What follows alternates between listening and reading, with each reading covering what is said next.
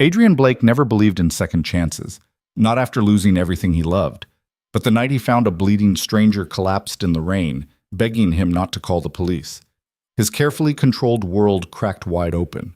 What he didn't know was that saving Elena Hart would cost him everything, or give him everything he'd stopped hoping for. If you want to see how far a single choice can change a life, stay with me until the end.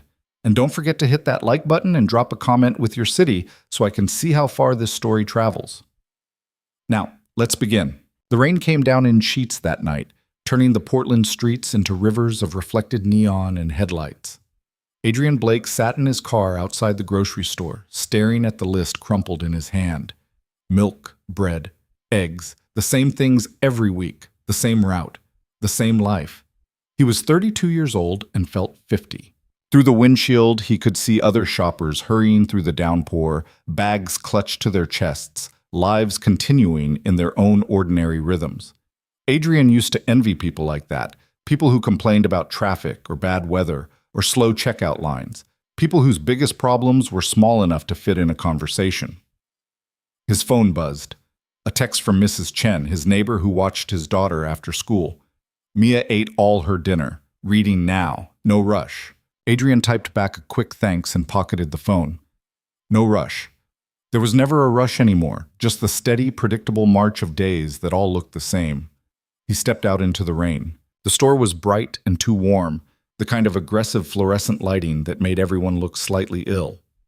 Adrian grabbed a cart and moved through the aisles on autopilot, checking items off his mental list.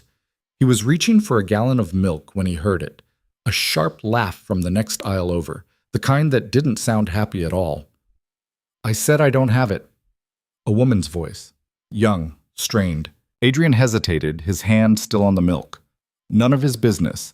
He had a rule about getting involved in other people's problems. It was a good rule, a safe rule. You think I'm stupid? A man's voice now, low and ugly. You think you can just disappear and I wouldn't find you? Adrian set the milk in his cart and turned toward the sound. The next aisle was empty except for two people near the end. A woman backed against the shelves and a man standing too close, one hand braced on the shelf beside her head.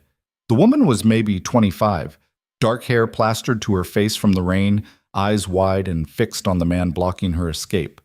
Adrian's first instinct was to walk away, call store security, let someone else handle it. But then the man grabbed her arm, and the woman flinched so hard she knocked over a row of canned soup. Hey. Adrian didn't recognize his own voice. It came out harder than he'd used in years. The man turned, irritation flashing across his face. He was broad-shouldered, maybe 6'2", with the kind of build that suggested he spent serious time in a gym. Mind your business, man. Let her go. The man's grip tightened on the woman's arm. I said mind your... I'm calling the cops. Adrian pulled out his phone. For a second, everything hung in balance. Then the man released the woman with a shove that sent her stumbling sideways into the shelves. This isn't over, he said, jabbing a finger at her. You hear me? This isn't over. He strode past Adrian, close enough that their shoulders almost touched, and disappeared around the corner. Adrian stood there, phone still in hand, heart hammering against his ribs. The woman had slid down to sit on the floor among the fallen soup cans, arms wrapped around her knees, breathing hard. Are you okay? Adrian asked, though it was a stupid question. She was clearly not okay. She looked up at him, and he saw her properly for the first time. Sharp features, pale skin, eyes that were green or maybe gray in the harsh lighting. Pretty, in a way that seemed almost accidental, like she'd never thought about it. Blood trickled from a cut above her eyebrow. You're bleeding, Adrian said. She touched her forehead, looked at her fingers, then wiped them on her jeans. It's nothing. You should... I'm fine. She pushed herself to standing, swaying slightly. Her shirt was soaked through, and she was shivering. Thanks for... whatever. I'm fine. She wasn't fine. Adrian had spent the last 4 years learning to read his daughter's moods, and this woman had the same brittle quality Mia got when she was trying very hard not to cry. At least let me get you a bandage, Adrian said. I said I'm fine. And I don't believe you. Something flickered in her expression, surprise maybe, or annoyance. Look, I appreciate the white knight routine, but I can take care of myself. Is that why you're bleeding in the soup aisle? Her jaw tightened. That's none of your business. You're right, Adrian said. It's not. But you're still bleeding, and that guy looked like he might be waiting in the parking lot, so maybe accept help when it's offered. She studied him for a long moment, eyes narrowed. Why do you care? Adrian didn't have a good answer for that. He'd spent years deliberately not caring about anything beyond his daughter and his job and the small, manageable world he'd built. Getting involved meant complications. Complications meant risk. Risk meant loss. But he heard himself say, because someone should. 20 minutes later, Adrian found himself in the store's tiny employee break room with a woman whose name he still didn't know, watching her press a paper towel to her forehead while she sat on a folding chair that looked like it might collapse at any moment. It's not deep, she said. Head wounds just bleed a lot. Adrian had grabbed a first aid kit from the customer service desk, and now he opened it on the table, sorting through the contents. Band-aids, antiseptic wipes, gauze. You should probably get stitches. I'm not going to a hospital. Why not? She gave him a look that said the question was stupid. Because I can't afford it, and because I don't want to answer questions about how it happened. You could tell them the truth. The truth is complicated. Adrian tore open an antiseptic wipe. Most truths are. She let him clean the cut, flinching only slightly when the antiseptic touched broken skin. Up close, Adrian could see she was younger than he'd first thought, mid-20s at most. Her hands were shaking. I'm Adrian, he said. Elena. That guy, Adrian said carefully. Is he going to be a problem? Elena's laugh was short and bitter. Probably. Do you have somewhere safe to go? Define safe. Adrian applied a butterfly bandage to her forehead, pressing the edges down gently. Elena's eyes stayed fixed on some point past his shoulder, not quite looking at him. She had the stillness of someone who'd learned not to draw attention. There, Adrian said, stepping back. Not perfect, but it'll hold. Thanks. She stood, and for a moment Adrian thought she might just leave, walk out into the rain and disappear, another stranger whose life had briefly intersected with his before spinning away into darkness. But she swayed on her feet, catching herself on the chair back. When did you last eat? Adrian asked. I don't know. Yesterday? This morning? Elena rubbed her eyes. Time's been kind of fluid. Adrian made a decision he would probably regret. Come on. What? You need food. There's a diner 2 blocks from here. My treat. Elena stared at him like he'd suggested they rob a bank. Why would you do that? Because you look like you're about to pass out, and I don't want that on my conscience. You don't even know me. I know you're hungry and hurt and being followed by someone who seems like bad news, Adrian said. That's enough. She studied him again with that same searching look, like she was trying to figure out his angle. Adrian understood. People didn't help without wanting something. That was the world they lived in. I don't have any money, Elena said finally. I didn't ask you to pay. I can't pay you back. I'm not asking you to. Elena's jaw worked like she was chewing on words she didn't want to swallow. 1 meal, then I'm gone. Fine. They walked through the rain to Charlie's Diner, a 24-hour place with cracked vinyl booths and a waitress who looked like she'd been working there since the Nixon administration. Adrian ordered coffee. Elena ordered everything on the breakfast menu. Hungry? Adrian asked as the waitress walked away. Starving, Elena said, no embarrassment in her voice at all. They sat in silence until the food came. Pancakes, eggs, bacon, hash browns, toast. Elena ate like someone who didn't know when the next meal might appear, methodical and focused. Adrian sipped his coffee and tried not to stare. You're wondering what my story is, Elena said without looking up from her eggs. It's none of my business. But you're wondering anyway. Adrian couldn't argue with that. Are you in trouble? Define trouble. The kind that involves men grabbing you in grocery stores. Elena set down her fork. My ex. We were together for 2 years. I left 6 months ago. He didn't take it well. Didn't take it well as in he's still calling, or didn't take it well as in he's stalking you? Both. Adrian felt a familiar tightness in his chest, the kind that came from recognizing a situation you couldn't fix. Have you reported him? To who? The cops? Elena laughed that bitter laugh again. Sure. I'll tell them my ex-boyfriend grabbed my arm in a store. They'll write it down, maybe file a report, and then what? He didn't hit me. He didn't threaten me, not in front of witnesses anyway. It's just my word against his. That cut on your head is from me tripping on the curb outside. That's what I'd have to say if they asked. Elena picked up her fork again. The system doesn't work for people like me. No money, no family, no proof. I learned that a long time ago. Adrian wanted to argue, but he'd seen enough of the world to know she was probably right. So what are you going to do? Keep moving, stay ahead of him, hope he gets bored eventually. That's not a plan. It's the only plan I've got. The waitress refilled Adrian's coffee without asking, giving Elena a look that might have been sympathy or might have been suspicion. Adrian thanked her and waited until she was gone.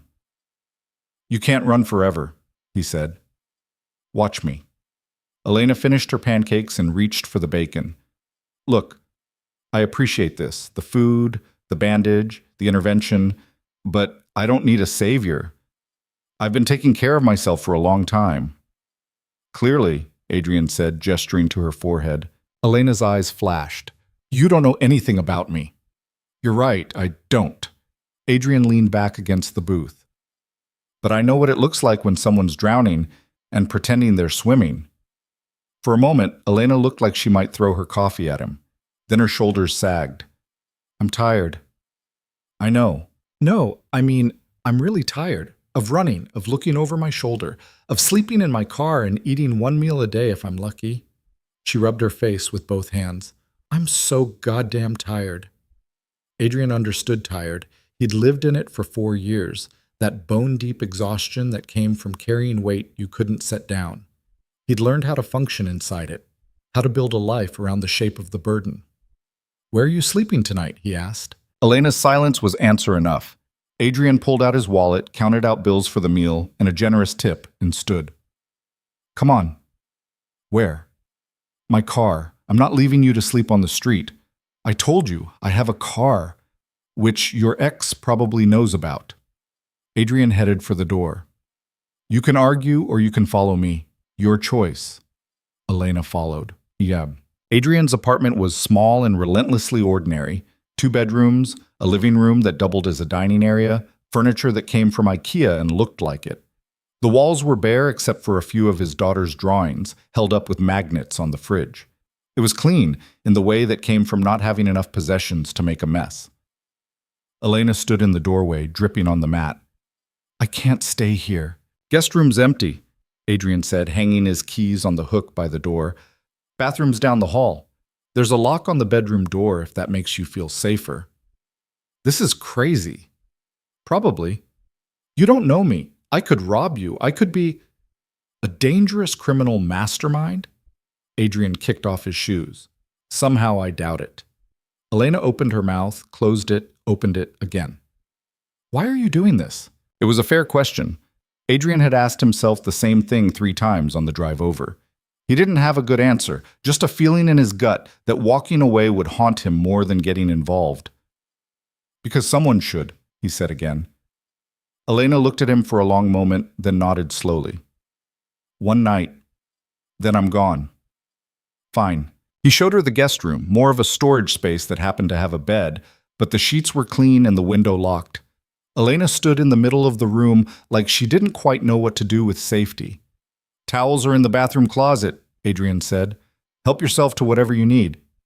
Thank you, Elena said quietly.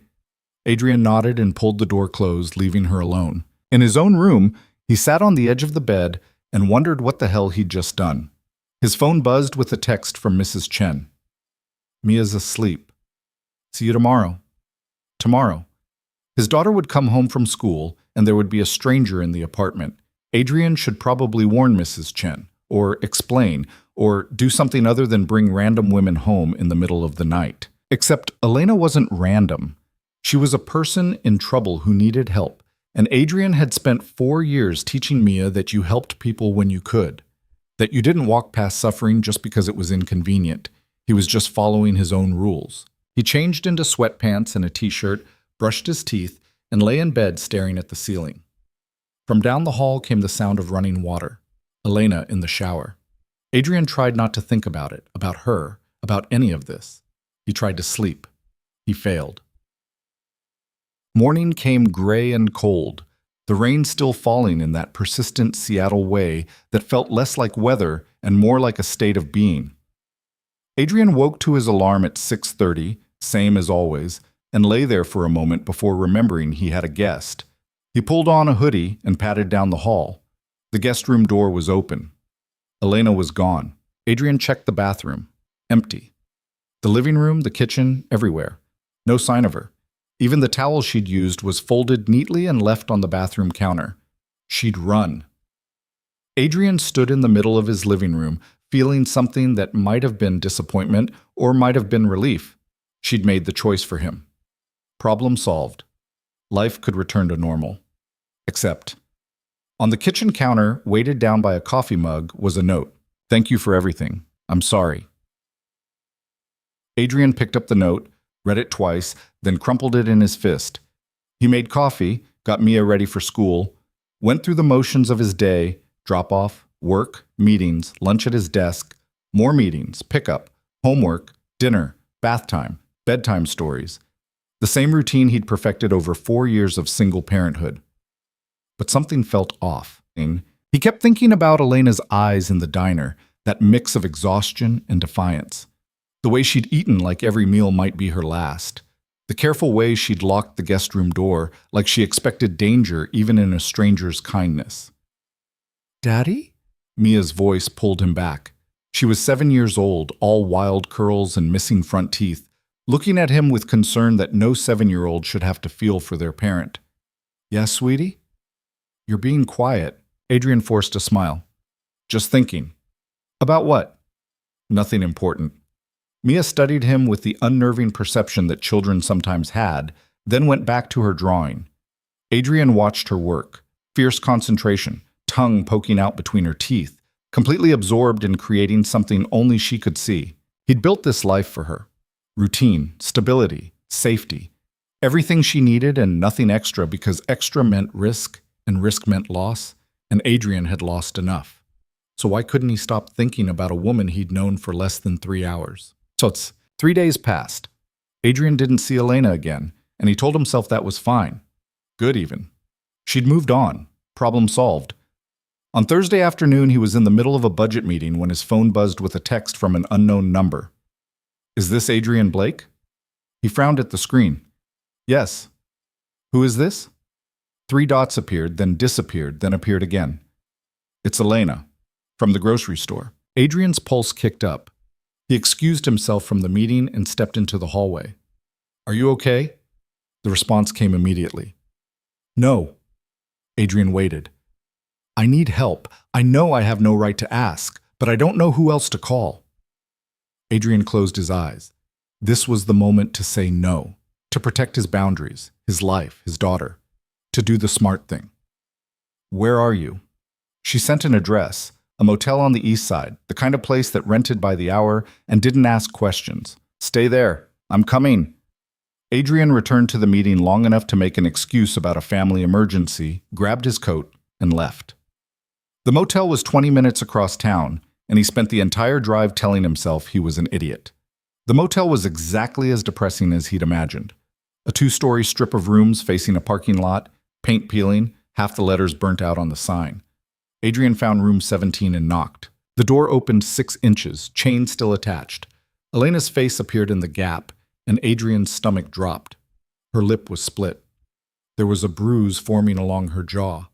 Her left eye was swollen nearly shut. "Jesus Christ," Adrian breathed. "What happened?" "He found me." Elena's voice was flat, empty. "Can I come with you? Just for tonight. Just until I figure out where to go next."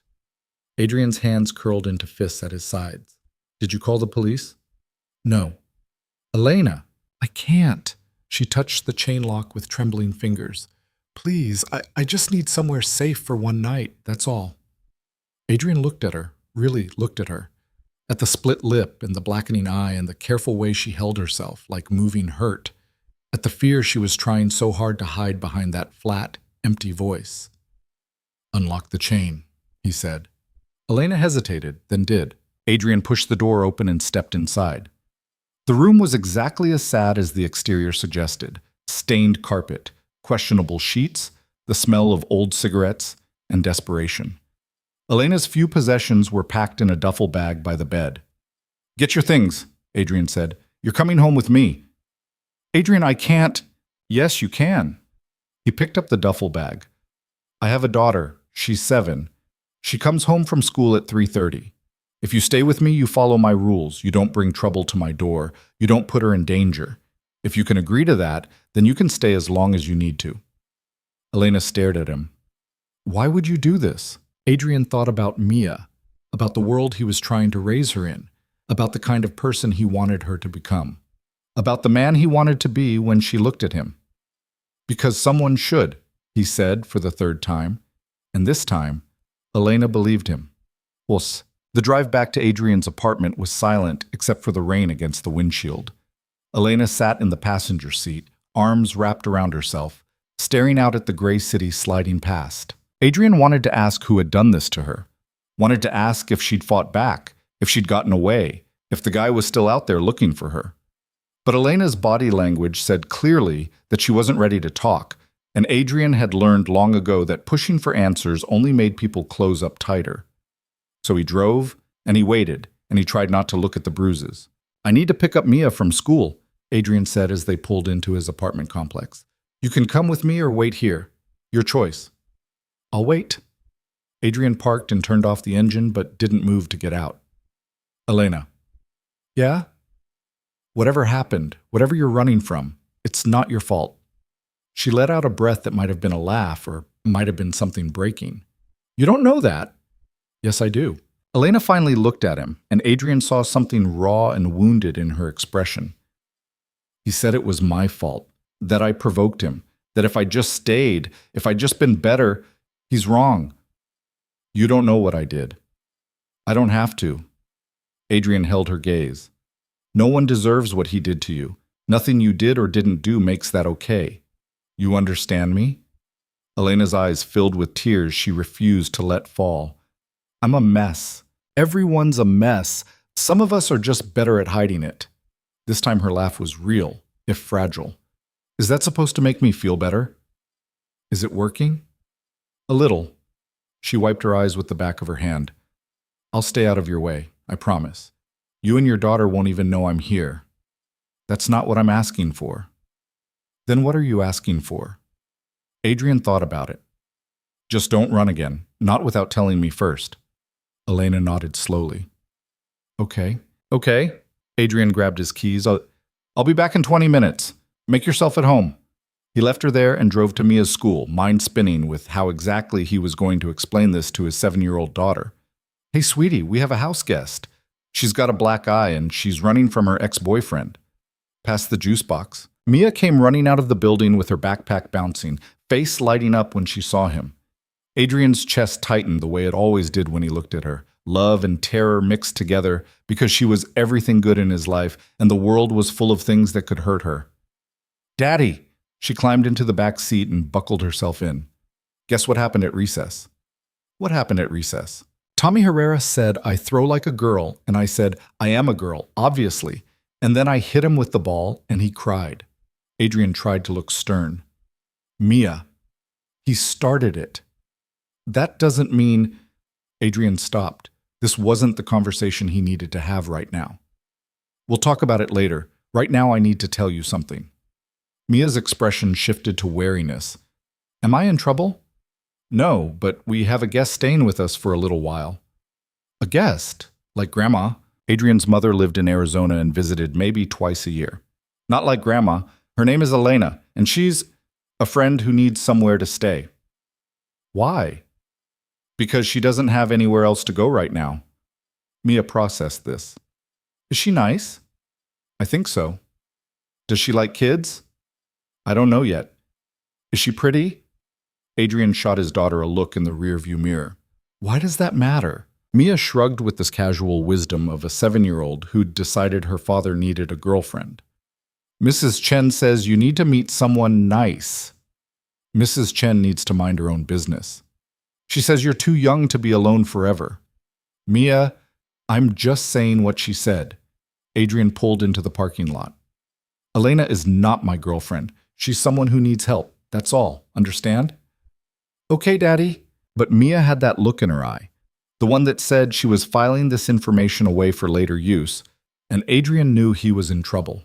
They walked upstairs together, Mia chattering about school and homework and how Tommy Herrera was a big baby. Adrian unlocked the door and they stepped inside. Elena was sitting on the couch, hands folded in her lap, looking like she wanted to disappear into the cushions. When Mia came through the door, Elena stood quickly and Adrian saw her wince. "Hi," Elena said quietly. Mia stopped, staring. "What happened to your face?" "Mia," Adrian said sharply. "It's okay." Elena touched her swollen eye gently. "I had an accident." "Did it hurt?" "Yeah, a lot." Mia studied her with that unflinching directness that children had. "Are you Daddy's girlfriend?" Adrian closed his eyes. "Mia, no," Elena said, but there was something almost like amusement in her voice. "I'm just a friend." "Daddy doesn't have friends." "He has Mrs. Chen. Mrs. Chen is 100 years old." "Mia," Adrian said again, more forcefully this time, "go put your backpack in your room and start on your homework." Mia looked between them, clearly sensing there was more to the story, but she was smart enough to know when not to push. "Okay, nice to meet you, Elena." "Nice to meet you too." Mia disappeared down the hall and Adrian let out a breath. "I'm sorry about that." "Don't be." Elena sank back onto the couch. "She's honest. I like that. She's 7. Still," Elena's expression softened slightly. "She looks like you." "Poor kid."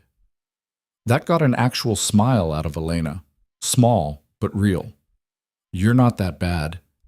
Adrian sat in the chair across from her. "We should talk about ground rules." "Okay.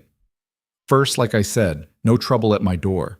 If your ex shows up, if anyone shows up, you tell me immediately. I don't want Mia anywhere near whatever's going on." "Agreed." "Second, you contribute where you can. I'm not asking for rent, but if you can help with groceries or cooking or cleaning, that would be good. I can do that." "Third," Adrian hesitated, "take care of yourself. See a doctor if you need to. Don't just push through." Elena's jaw tightened. "I can't afford a doctor." "I'll help." "Adrian, I'm not arguing about this. You're hurt. You need medical attention. End of discussion." For a moment he thought she might fight him, but then she just nodded. "Okay." "Okay." Adrian stood. "Guest room's yours. I'll make up the bed properly this time. Bathroom's shared. Kitchen's open whenever you're hungry. And Mia's bedtime is 8:30, so try to keep it down after that." "I will." "Thank you, Adrian. Really." "You're welcome." He went to Mia's room and found her at her desk, math worksheet in front of her, pencil in hand. She looked up when he entered. "Is she okay?" Mia asked quietly. Adrian sat on the edge of her bed. "She will be." "Someone hurt her." It wasn't a question. Adrian nodded. "Like how Mommy got hurt?" Adrian's throat closed. They didn't talk about Mia's mother much. What was there to say? She died when Mia was 3, a car accident that had come out of nowhere and changed everything. Mia's memories of her were fragmented, built more from photos and stories than actual recollection. "Different," Adrian said carefully. "But yeah, someone hurt her." "Are we going to help her?" "We're going to try."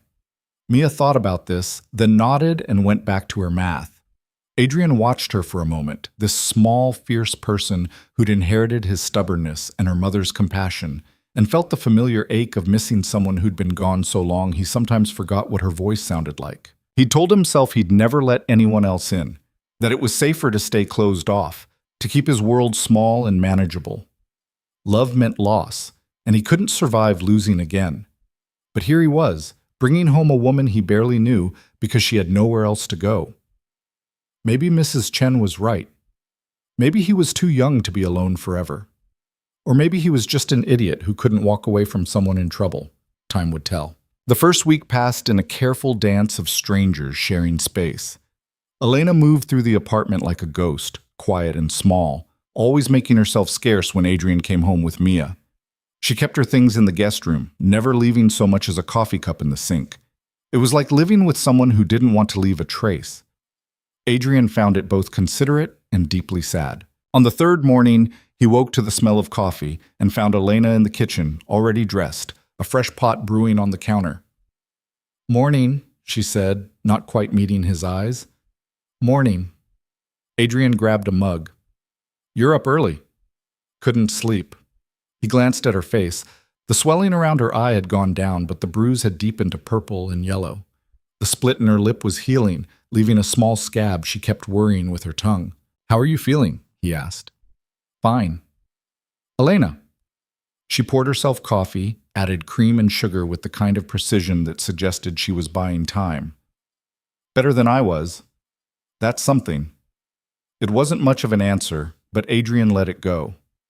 He'd learned that Elena gave information in small, controlled doses, never more than necessary, never vulnerable enough to hurt. "I made breakfast," Elena said, nodding toward the stove. Adrian turned and saw scrambled eggs, toast, even bacon arranged on plates. "You didn't have to do that." "I wanted to contribute. You said I could help with cooking." "I meant eventually, not day 3. Elena's shoulders tensed.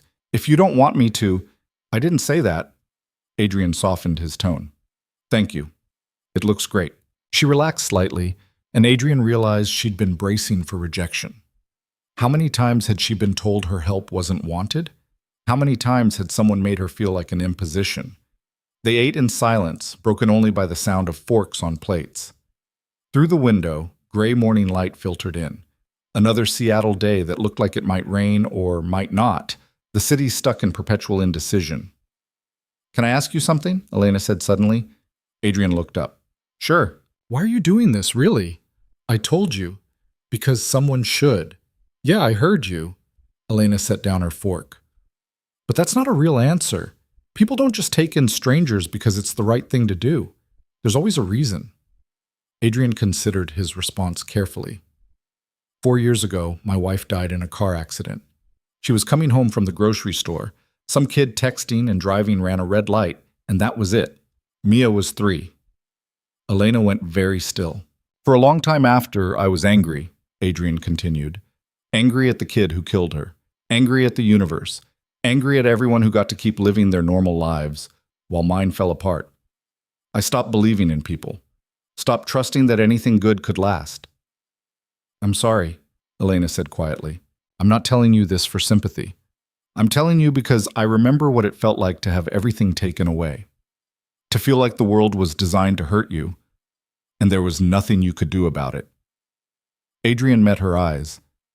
"So when I see someone else going through something terrible, I can't just walk away. Because I remember what it felt like when people walked away from me." Elena looked down at her plate. "That's a better answer." "Is it?" "It's honest." She picked up her fork again, but didn't eat. "I'm not used to honest." "What are you used to?" "People who want something. People who help because it makes them feel good or because they expect something in return. There's always a catch." "There's no catch," Adrian said. "Everyone says that." "I'm not everyone." Elena studied him with those sharp, wary eyes. "No, I guess you're not." The moment hung between them, fragile and important. Then Mia's alarm went off down the hall, and the spell broke. "I should get her up for school," Adrian said, standing. "Adrian?" He turned. "Thank you," Elena said. "For real this time." Adrian nodded and went to wake his daughter. By the end of the first week, a routine had established itself. Elena made breakfast while Adrian got Mia ready for school. She cleaned the apartment during the day, did laundry, went through want ads looking for work. When Adrian came home with Mia in the afternoon, Elena would have dinner started or homework help ready, or just sit quietly in the corner reading a library book while Mia chattered about her day. Slowly, incrementally, she was becoming part of their life. Mia had decided Elena was fascinating. She asked constant questions. "Where are you from? Do you have siblings? What's your favorite color? Have you ever seen a whale? Can you braid hair?" Elena answered patiently, revealing tiny pieces of herself with each response. Born in Sacramento. One brother she didn't talk to anymore. Blue, but like sky blue, not navy. No whales yet.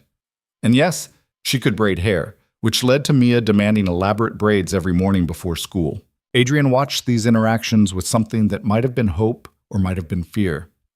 Mia was getting attached, and when Elena inevitably left, because she would leave, people like Elena always left, his daughter would be hurt, but he couldn't bring himself to stop it. On Friday evening, Adrian came home to find Mia and Elena on the living room floor surrounded by art supplies, working on what appeared to be a poster. "What's all this?" Adrian asked, setting down his briefcase. "Science project," Mia announced. "About the water cycle. Elena's helping." "Is she?" Elena looked up, a streak of blue marker on her cheek. "Is that okay?" She asked, and I thought, "It's fine," Adrian said quickly. "I'm just surprised. Usually she fights me on homework." "That's because you don't know how to make it fun," Mia said with the brutal honesty of a 7-year-old. Elena bit back a smile. "We're adding illustrations. She's been explaining evaporation to me like I'm 5. Because you kept asking questions. I was interested. Nobody's interested in the water cycle. I am now." Mia beamed and Adrian felt his chest tighten. This was dangerous, this easy warmth between them. It felt too much like a family, and Adrian knew better than to trust that feeling. "Dinner in 20 minutes, he said, heading to the kitchen. He'd picked up Chinese takeout on the way home, his standard Friday routine because by the end of the week, he was too tired to cook. He was setting out plates when Elena appeared in the doorway. "Sorry," she said. "I should have asked before helping with her homework." "It's fine." "You looked upset." Adrian set down the plates. "I'm not upset. You have a tell. Your jaw does this thing when you're holding something in. You've known me for a week. I'm observant." Elena leaned against the doorframe. "Talk to me?" Adrian turned to face her properly. "She's getting attached to you." "I know. And when you leave, I'll leave carefully," Elena said. "I won't disappear without saying goodbye. I won't make it worse than it has to be." "How can you promise that?" "Because I was a kid whose people kept leaving without explanation. I know what that does." Elena's voice was steady. "I won't do that to Mia." Adrian wanted to believe her, but belief required trust, and trust required faith that people would do what they said, and his faith had died with his wife on a rainy Tuesday afternoon 4 years ago. "Okay," he said anyway. "Okay. Just don't hurt her." "I'll try not to hurt anyone." Elena straightened. "I should wash up before dinner. I have marker on my face, don't I?" "A little." She left, and Adrian stood alone in the kitchen, listening to Mia's laughter from the living room, and wondering when exactly his carefully controlled life had spiraled into something he couldn't predict. The call came on a Tuesday. Adrian was at work, deep in budget spreadsheets that made his eyes cross, when his phone rang. Unknown number. He almost didn't answer. "Hello? Is this Adrian Blake?" A woman's voice, professional and clipped. "Yes." "This is Officer Sarah Martinez with Portland PD. I'm calling regarding an incident report filed by an Elena Hart. She listed you as an emergency contact." Adrian's stomach dropped. "What happened? Is she okay?" "She's fine. She came into the station this morning to file a restraining order against a Marcus Webb. During the interview, she mentioned she was currently staying with you at..." The officer rattled off Adrian's address. "Can you confirm that's accurate?" "Yes, she's staying with me temporarily." "And your relationship to Ms. Hart?" Adrian hesitated. "We're friends." "How long have you known her?" "About 2 weeks." A pause. 2 weeks. She needed somewhere safe to stay. I offered." Adrian heard how it sounded. Crazy, reckless, stupid. "Why are you calling me?" "Standard procedure. When someone files a restraining order and lists a residence that's not theirs, we verify the living situation." Papers rustled on the other end. "Ms. Hart showed signs of prior physical assault. She claims Marcus Webb is her ex-boyfriend and has been stalking and harassing her for approximately 6 months." "That's correct." "Did you witness any of these incidents?" Adrian thought about the grocery store, the motel room, Elena's split lip and blackened eye. "Some of them. We'd like you to come in and give a statement. It would strengthen her case." "When?" "Today, if possible. The sooner we build the case, the sooner we can serve the restraining order." Adrian looked at his computer screen, the unfinished work, the meeting scheduled in an hour. "I'll be there in 30 minutes. He drove to the police station with his hands tight on the wheel, running through what he'd say. Stick to facts. Don't embellish. Give them what they need to protect her. Officer Martinez was maybe 40, dark hair pulled back severely, eyes that had seen too much and stopped being surprised. She led Adrian to a small interview room and clicked on a recording device. State your name for the record. Adrian Blake. And you're here to give a statement regarding the harassment and assault of Elena Hart by Marcus Webb. Yes. Walk me through what you witnessed. Adrian told her everything, the grocery store confrontation, the way Marcus had grabbed Elena's arm, the threats he'd made. He described finding Elena at the motel, the injuries she'd sustained. Officer Martinez took notes, asked clarifying questions, remained professionally neutral. And you're currently housing Ms. Hart? She asked when he finished. Yes. Are you in a relationship with her? No. But you're letting her live with you. Like I said, she needed somewhere safe. Officer Martinez studied him. That's generous of you. It wasn't really a question, but Adrian felt the need to explain anyway. I have a daughter. I'm raising her to believe that you help people when you can, that you don't walk past suffering just because it's inconvenient. Noble, Martinez said, and Adrian couldn't tell if she meant it or was being sarcastic. For the record, Mr. Blake, do you have any reason to believe Marcus Webb poses a threat to you or your daughter? I don't know. Maybe. He seems like the kind of guy who doesn't let things go. If he shows up at your residence, call 911 immediately. Don't engage. Don't try to handle it yourself. Understood. Martinez clicked off the recorder. Ms. Hart is lucky to have a friend like you. Most people would have walked away. Most people probably should have. But not you. No, Adrian said. Not me. He left the station feeling hollow and wired at the same time. The smart thing would be to ask Elena to leave, to protect Mia from potential danger, to go back to his safe, predictable life. But when he pulled into his parking spot that evening and saw the light on in his apartment window, the knowledge that Elena was up there making dinner or reading or just existing in his space, it didn't feel like danger. It felt like coming home. Elena was in the kitchen when he walked in, stirring something on the stove that smelled like garlic and tomatoes. She looked up when the door opened. Hey, she said, Mia's at Mrs. Chen's. I thought I'd make actual dinner for once instead of letting you bring home takeout. The police called me today, Adrian said. Elena's spoon froze mid-stir. Oh. They wanted a statement. I went in and told them what I saw. You didn't have to do that. Yes, I did. Adrian set down his briefcase. Why didn't you tell me you were filing a restraining order? Because it's my problem, not yours. We live together. That makes it my problem, too. Elena turned off the stove and faced him. This is exactly why I didn't want to drag you into this. Now you're giving statements to the police and probably have Marcus on your radar and— Good, Adrian interrupted. Let him be on my radar. Let him know you're not alone. Adrian, you said you'd be careful. You said you wouldn't bring trouble to my door. But filing a restraining order without telling me, without giving me a heads up that there might be legal proceedings, that's not being careful. That's shutting me out. Elena's jaw tightened. I'm trying to protect you. I don't need protecting. I need honesty. Fine. You want honesty? Elena crossed her arms. I'm terrified. I'm terrified that Marcus will find out where I'm staying and come here. I'm terrified that he'll hurt you or Mia because I was selfish enough to accept your help.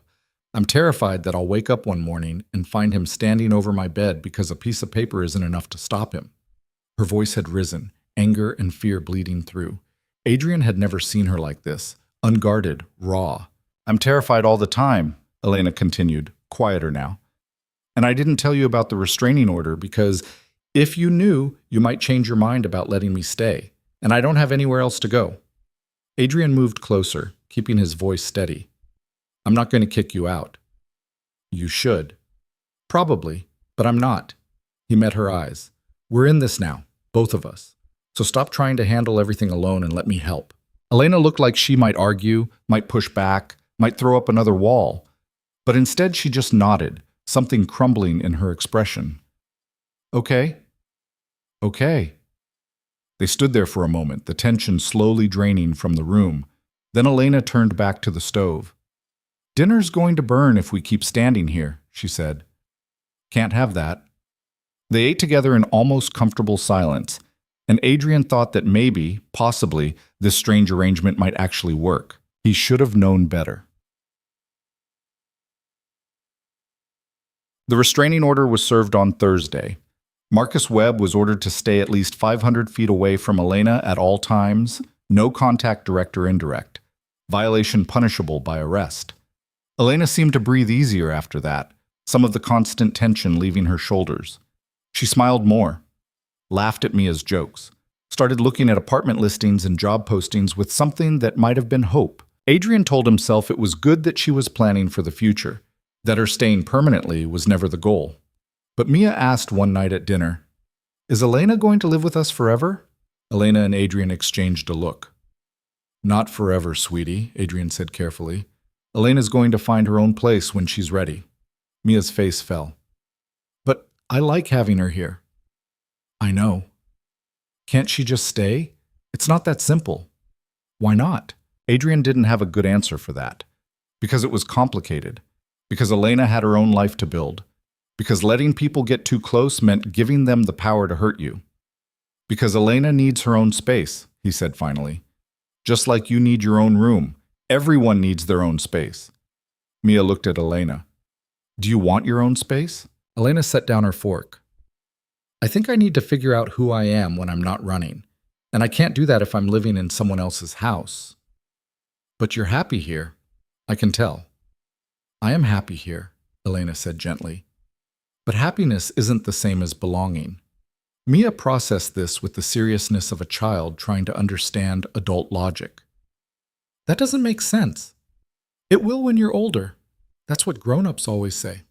Elena smiled. "Because it's true." Later, after Mia was in bed, Adrian found Elena on the couch with her laptop, scrolling through apartment listings. He sat in the chair across from her. "You don't have to rush," he said. Elena looked up. "I've been here almost 3 weeks. That's not rushing. You're still recovering. I'm fine. Your bruises just barely faded." "Adrian?" Elena closed the laptop. "I can't stay here forever." "Why not?" The question surprised them both. Elena stared at him. "What? Why can't you stay?" Adrian leaned forward. "Mia likes having you here. You contribute to the household. You're good company. What's the rush to leave?" "Because this isn't my home." "It could be." Elena's expression shifted to something guarded. "Don't do that." "Do what?" "Offer me something you don't really want to give. I've had enough people do that to last a lifetime." "I'm not offering something I don't mean." "Yes, you are." Elena stood, pacing to the window. "You're offering because you feel responsible for me. Because you think I can't take care of myself. Because you're a good person who helps people. But eventually that wears off. Eventually I become an inconvenience instead of a project. And then where do I go?" Adrian stood too. "That's not what this is." "Then what is it?" He didn't have an answer. Or rather, he had an answer he wasn't ready to speak out loud. That somewhere in the last 3 weeks, Elena had stopped being a stranger he was helping and become someone he looked forward to seeing. That the apartment felt less empty with her in it. That Mia laughed more, smiled more, came alive in ways he hadn't seen since her mother died. That maybe he was tired of being alone. "I don't know," Adrian said finally, "but I know I'm not ready for you to leave." Elena turned from the window, eyes searching his face. "That's not fair." "I know. You can't just say things like that." "Why not?"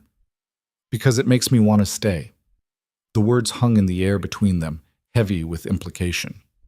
"Then stay," Adrian said. Elena shook her head. "You don't understand what you're asking." "Explain it to me." "I'm damaged goods, Adrian.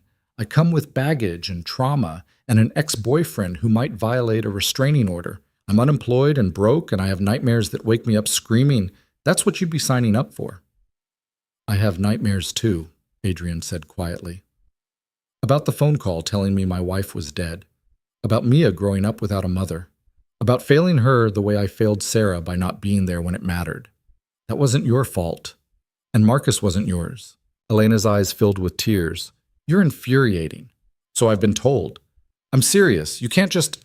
She broke off, wiping her eyes roughly. This is a bad idea. Probably. You should want me to leave. I know. But you don't. No, Adrian said. I don't. Elena stared at him, and Adrian saw the moment she stopped fighting, saw the walls come down just a little bit, just enough. If I stay, she said slowly, I pay rent as soon as I find work. I contribute equally. I'm not a charity case. Deal. And we tell Mia this is temporary until we figure out what it is. Okay. And if it doesn't work, if I become too much or you change your mind, you have to tell me. No protecting my feelings. Just honesty. I can do that. Elena nodded, something like relief crossing her face. Okay then. Okay. They stood there in the quiet apartment, having just made a decision that was probably reckless and definitely complicated. But for the first time in 4 years, Adrian felt like he'd done something right, even if he had no idea where it would lead. Elena found a job 3 days later, waitressing at a diner downtown, evening shifts that paid minimum wage plus tips. It wasn't glamorous, but it was income. She came home smelling like coffee and grease, exhausted, but proud. First paycheck goes to rent, she announced, kicking off her shoes. Adrian looked up from where he was helping Mia with her reading. We didn't agree on an amount. $500 a month, that's fair for a room. That's too much. That's what I'm paying. They argued about it for 20 minutes before settling on $350, which Elena still thought was too low and Adrian thought was too high. Mia watched this back and forth with poorly concealed glee. You guys sound like a married couple, she said. We're not married, Adrian said quickly. I know, but you fight like you are. Elena laughed, and Adrian found himself smiling despite the uncomfortable truth in his daughter's observation. Life settled into a new rhythm. Elena worked evenings, which meant Adrian and Mia had dinner alone most nights, but she'd leave prepared food in the fridge with reheating instructions. On her nights off, they'd eat together, the three of them crowded around the small table, talking about their days. It felt dangerously close to normal, but normal didn't last. On a Saturday morning, 3 weeks after Elena had filed the restraining order, Adrian woke to shouting outside. He was out of bed before he was fully conscious, moving on instinct toward the sound. Through the apartment window, he could see the parking lot below. Marcus Webb stood next to Adrian's car, phone in hand, screaming at someone on the other end. Adrian's blood went cold. He grabbed his phone and dialed 911, giving the address and situation in clipped, clear sentences. Then he moved to Elena's room and knocked. Elena. The door opened immediately. She was already awake, already dressed, eyes wide with fear. He's here, Adrian said. I know. I heard him. Elena's voice was steady, but her hands were shaking. Did you call the police? They're on their way. Good. Don't go down there. I'm not planning to. But even as he said it, Marcus's voice rose to a roar and Adrian heard the unmistakable sound of breaking glass. His car window. Stay here, Adrian said. Adrian, don't... But he was already moving, down the stairs and out into the parking lot, where Marcus Webb stood with a brick in his hand and fury on his face. This was about to get very bad. Marcus turned at the sound of Adrian's footsteps, and for a moment they just stared at each other across the parking lot. The brick hung loose in Marcus's hand, glass glittering on the asphalt around Adrian's car. Up close, Marcus was exactly what Adrian had expected. Gym-built muscle, expensive haircut, the kind of face that had probably been handsome before anger carved permanent lines into it. You Blake? Marcus asked. Put down the brick. Marcus looked at it like he'd forgotten he was holding it. This your car? You know it is. Shame about the window. Marcus dropped the brick. It hit the pavement with a dull thunk. I'm looking for Elena. She's not here. Bullshit. I know she's staying with you. I know everything. Marcus took a step closer. You think a piece of paper is going to keep me away from what's mine? Adrian held his ground even though every instinct screamed at him to back up. She's not yours. She hasn't been yours for 6 months. That's where you're wrong. Marcus smiled, and it was the ugliest thing Adrian had ever seen. Elena doesn't get to just walk away. She doesn't get to decide we're done. Actually, that's exactly how it works. You don't know her like I do. You don't know what she's capable of. I know she's smart enough to leave someone who hurts her. Marcus's expression darkened. She'd tell you that? That I hurt her? Because she's lying. Elena lies about everything. It's what she does. I saw the bruises. She bruises easy, always has. Dramatic about it, too. Adrian felt his hands curl into fists. The police are on their way. You're violating a restraining order. If you're smart, you'll leave now. If I'm smart? Marcus laughed, sharp and bitter. You're the one who took in a woman you don't know. Did she tell you about her brother? About why her family won't talk to her? Did she mention that part?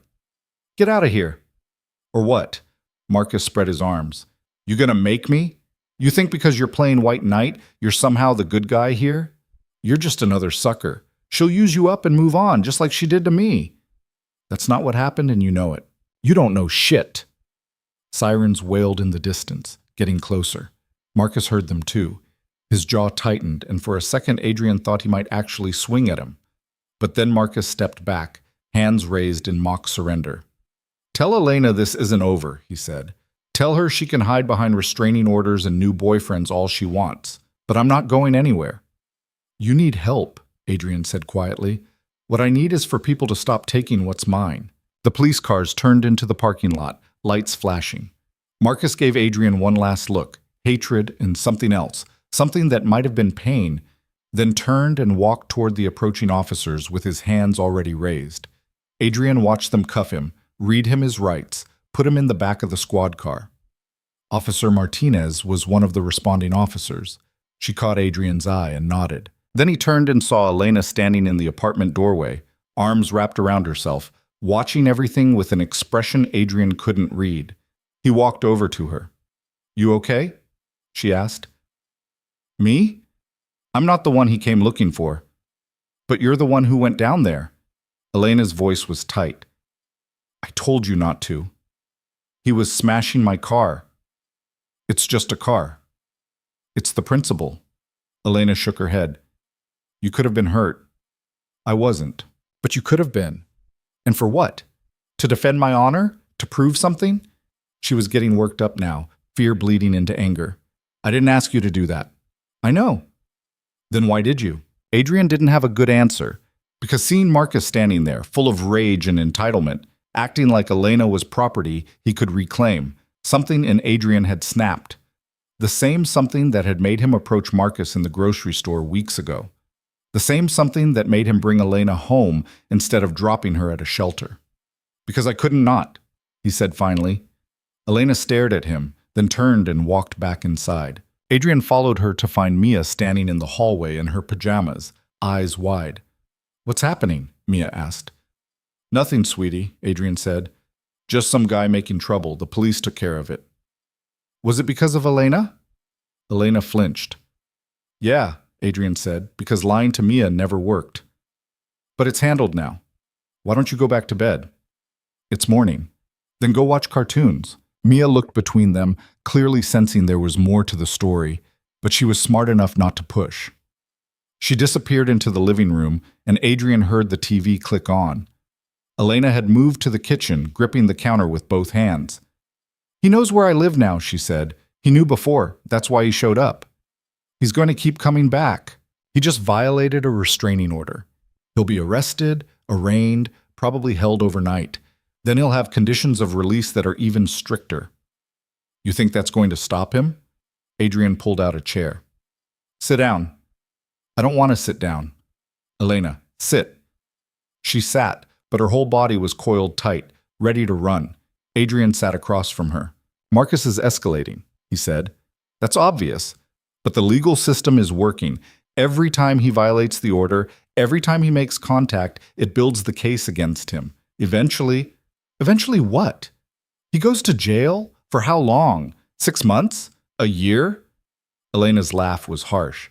And then he gets out and comes looking for me again. That's how this works.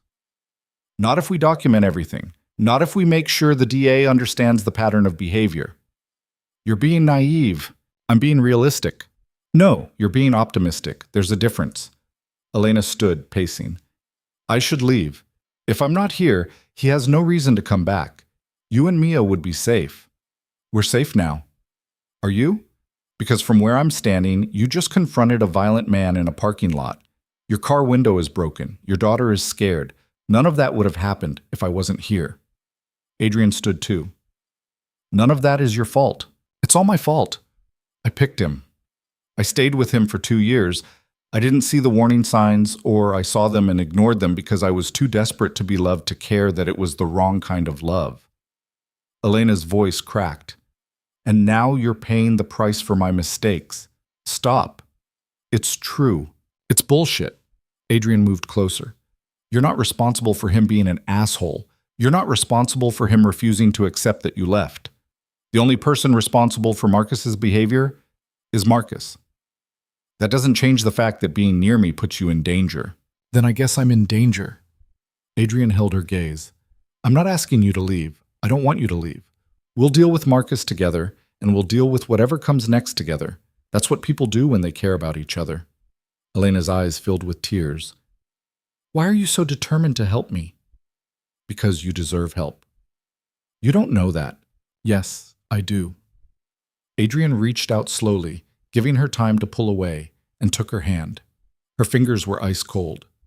Whatever Marcus said about you down there, whatever lies he tried to sell, I don't believe them. I believe you. Elena let out a shaky breath. He mentioned my brother. You don't have to explain. No, I do. If you're going to trust me, you should know. Elena pulled her hand back and wrapped her arms around herself again. My brother is 10 years older than me. When I was 16, he got arrested for dealing drugs. My parents chose to believe he was set up, that it was all a misunderstanding. But I knew better. I'd seen the drugs in his room. I'd seen the money. She paused, gathering herself. I testified against him, Elena continued. Not because I wanted to hurt him, but because the prosecutor said if I didn't, they'd charge my parents as accessories. So I told the truth. And my brother went to prison. And my parents never forgave me. That took courage. That took being 16 and terrified and alone. My parents stopped talking to me after the trial. My brother sent me letters from prison saying I'd destroyed the family, that I was a traitor, that I'd pay for what I did. Elena's voice was flat now, reciting facts. So yeah, my family won't talk to me. And yeah, I have a history of making decisions that isolate me from everyone I love. Marcus wasn't wrong about that. But he was wrong about everything else. Was he, though? Elena looked at Adrian. Because from where I'm standing, my track record isn't great.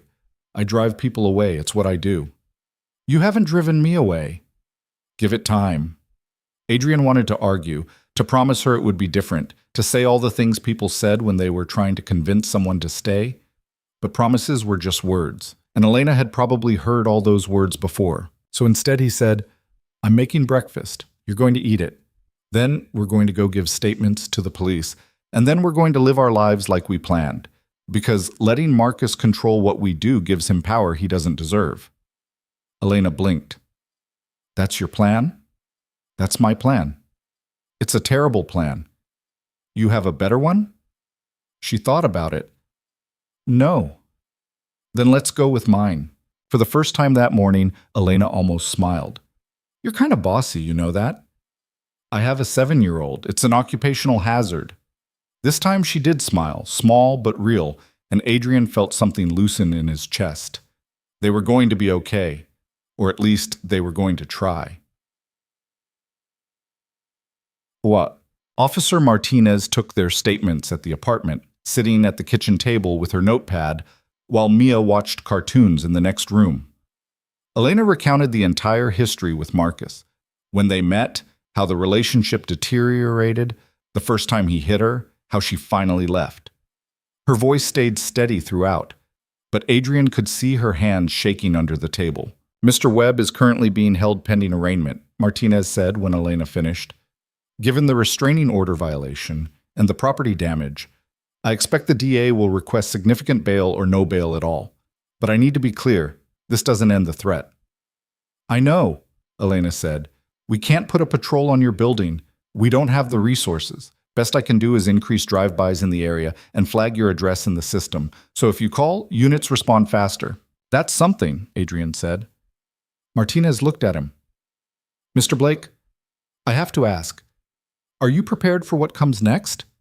Because in my experience, men like Marcus Webb don't just go away. They escalate.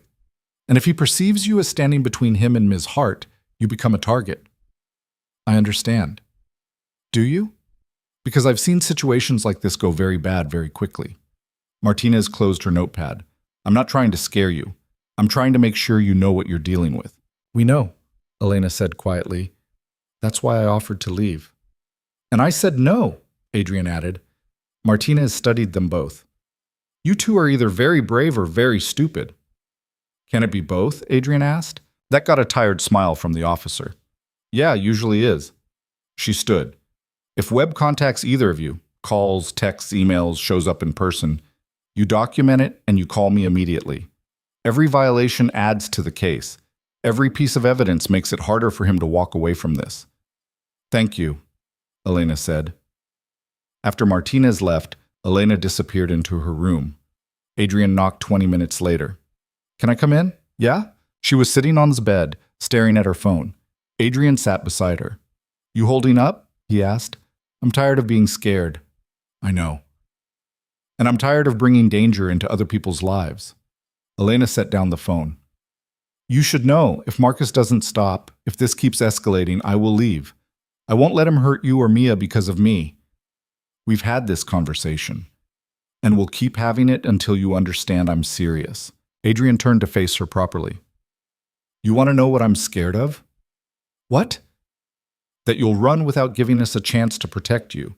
That you'll disappear one night because you've convinced yourself it's safer for everyone if you're gone. Adrian held her gaze. I can handle Marcus. I can handle restraining orders and broken windows and police statements. What I can't handle is waking up one morning and finding you gone. Elena's eyes glistened. That's not fair. None of this is fair. I mean, it's not fair to put that on me, to make me responsible for your feelings. I'm not asking you to be responsible for them. I'm asking you to hear them. Adrian reached for her hand again. Stay. Fight this with me. Let me help. Why? Because I want to. That's not a good enough reason. It's the only reason that matters. They sat there in silence, hands clasped, the weight of everything unsaid pressing down around them. Then Elena squeezed his fingers. Okay, she whispered. Okay?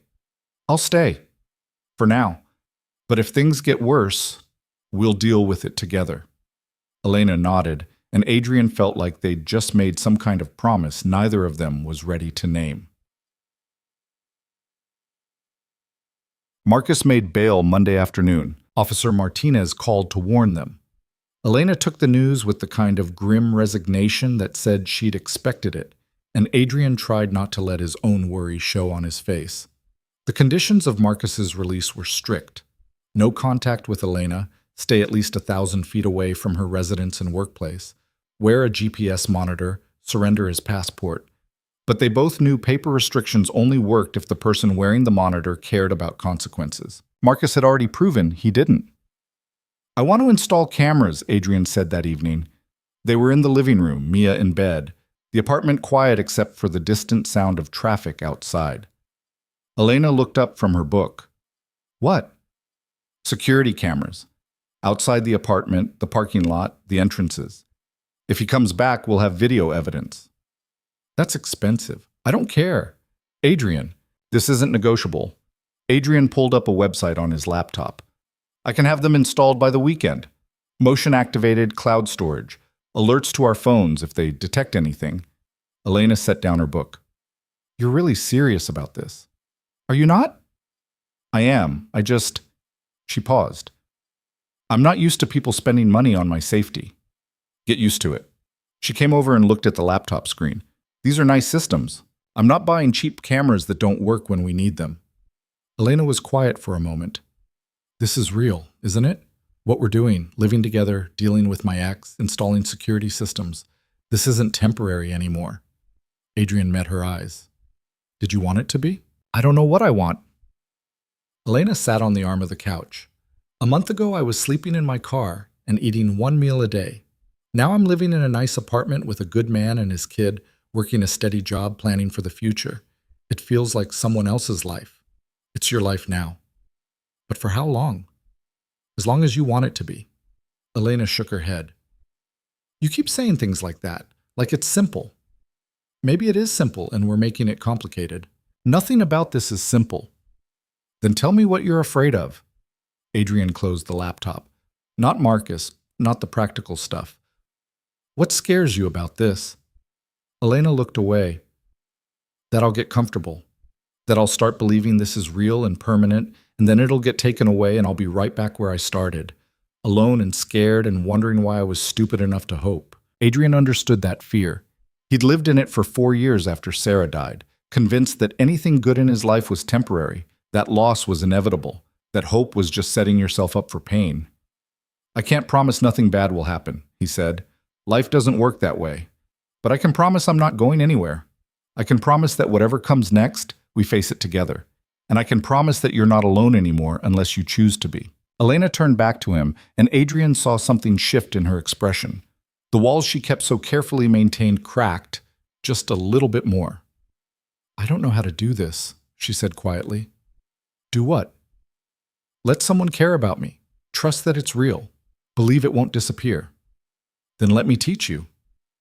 You don't know how either. No, Adrian admitted, but maybe we can figure it out together. Elena studied him for a long moment, then moved from the arm of the couch to sit beside him, close enough that their shoulders touched. Okay, she said. Okay? Teach me. Adrian didn't know what to say to that, so he just reached for her hand. Elena laced her fingers through his, and they sat there in the quiet apartment, holding on to each other like it was the most natural thing in the world. Maybe it was. The cameras were installed on Saturday by a technician who seemed mildly concerned about the level of security Adrian was requesting for a small apartment building.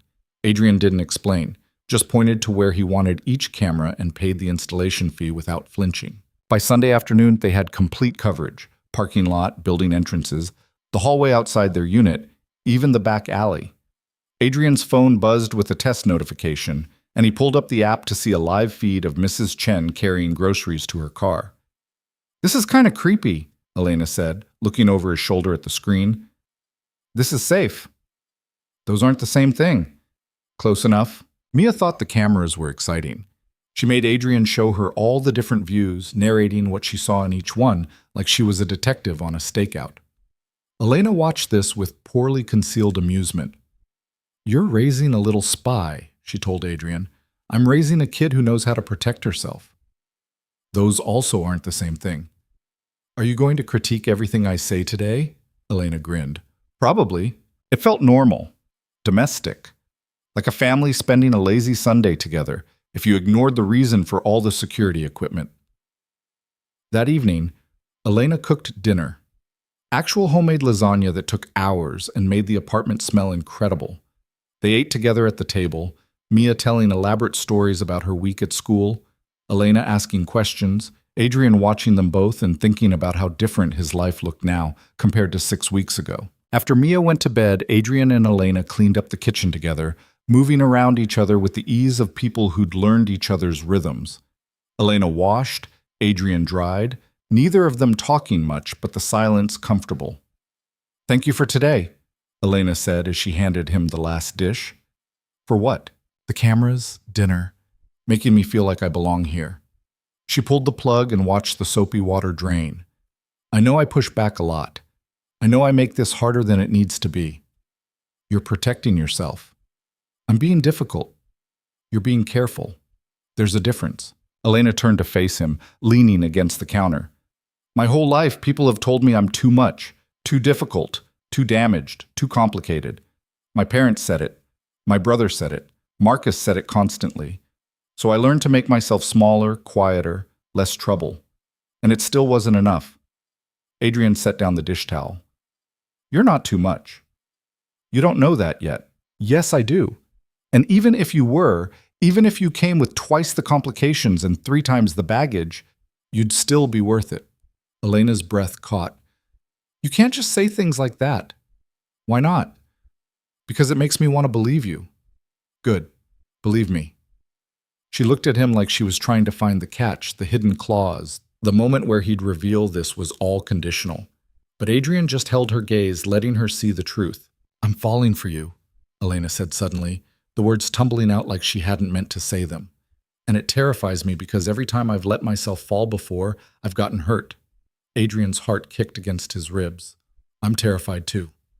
You are? I haven't let anyone in since Sarah died.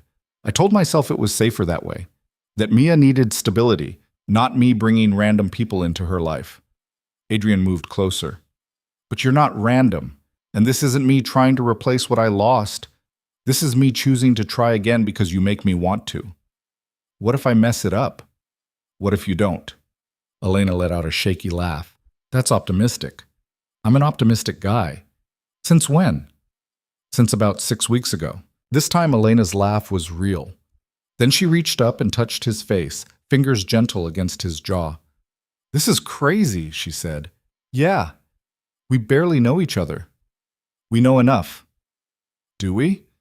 Instead of answering, Adrian leaned down and kissed her. It was soft and careful, a question more than a statement. Elena went very still for a heartbeat, and Adrian started to pull back, thinking he'd misread the moment. But then her hand slid to the back of his neck, and she kissed him back, and suddenly it didn't feel careful at all. It felt like falling. When they finally broke apart, Elena was breathing hard, eyes wide. Okay, she said. Okay? That was... She paused. Yeah, okay. Adrian smiled. Eloquent. Shut up. You scrambled my brain. Good. She shook her head, but she was smiling too. What happens now? I don't know. What do you want to happen? Elena thought about it. I want to not overthink this. I want to just see where it goes without catastrophizing about all the ways it could fall apart. Can you do that? Probably not, but I can try. Then let's both try. They stood there in the kitchen, dishes forgotten, the future uncertain, but maybe, possibly, worth the risk. Then Adrian's phone buzzed. He pulled it out to see a motion alert from the security camera. Front entrance. Someone had just walked into the building. Adrian pulled up the feed and felt his stomach drop. Marcus Webb was in the lobby, looking directly at the camera, smiling. Elena saw the screen and went pale. He's supposed to have a GPS monitor. How? I don't know. Adrian was already dialing 911. Get Mia and lock yourselves in her room. Now. Adrian? Now, Elena. She ran. Adrian reported the violation to the dispatcher, giving the address and situation while keeping his eyes on the camera feed. Marcus was taking his time, walking slowly toward the stairs like he had all the time in the world. The dispatcher said units were on their way. ETA 7 minutes. 7 minutes was a long time. Marcus reached their floor, walked down the hallway, stopped in front of their door, and knocked. I know you're in there, Blake, Marcus called through the door. Let's talk, man to man. Adrian didn't answer. I just want to talk to Elena. 5 minutes, that's all. Still nothing. You really think you can protect her? You think a few cameras and some police reports are going to stop me? Marcus's voice was calm, reasonable, which somehow made it worse. She's mine. She'll always be mine. And whatever you think you have with her, it's temporary, because eventually she'll realize she belongs with me. Adrian's hands curled into fists. Open the door, Blake. No. I just want to talk. You're violating a restraining order. The police are on their way. Then I guess we don't have much time. Something hit the door, a fist or maybe a shoulder. Let me see her. Let me explain. That's all I'm asking. Leave. Now. Another hit, harder this time. The door shuddered but held. You don't get to keep her. Marcus's voice rose, the calm facade cracking. You don't get to play hero and ride off into the sunset. This isn't some goddamn fairy tale where the new guy wins. This is my life. My relationship. The third hit was violent enough that Adrian heard something crack. He moved to the door, looking through the peephole.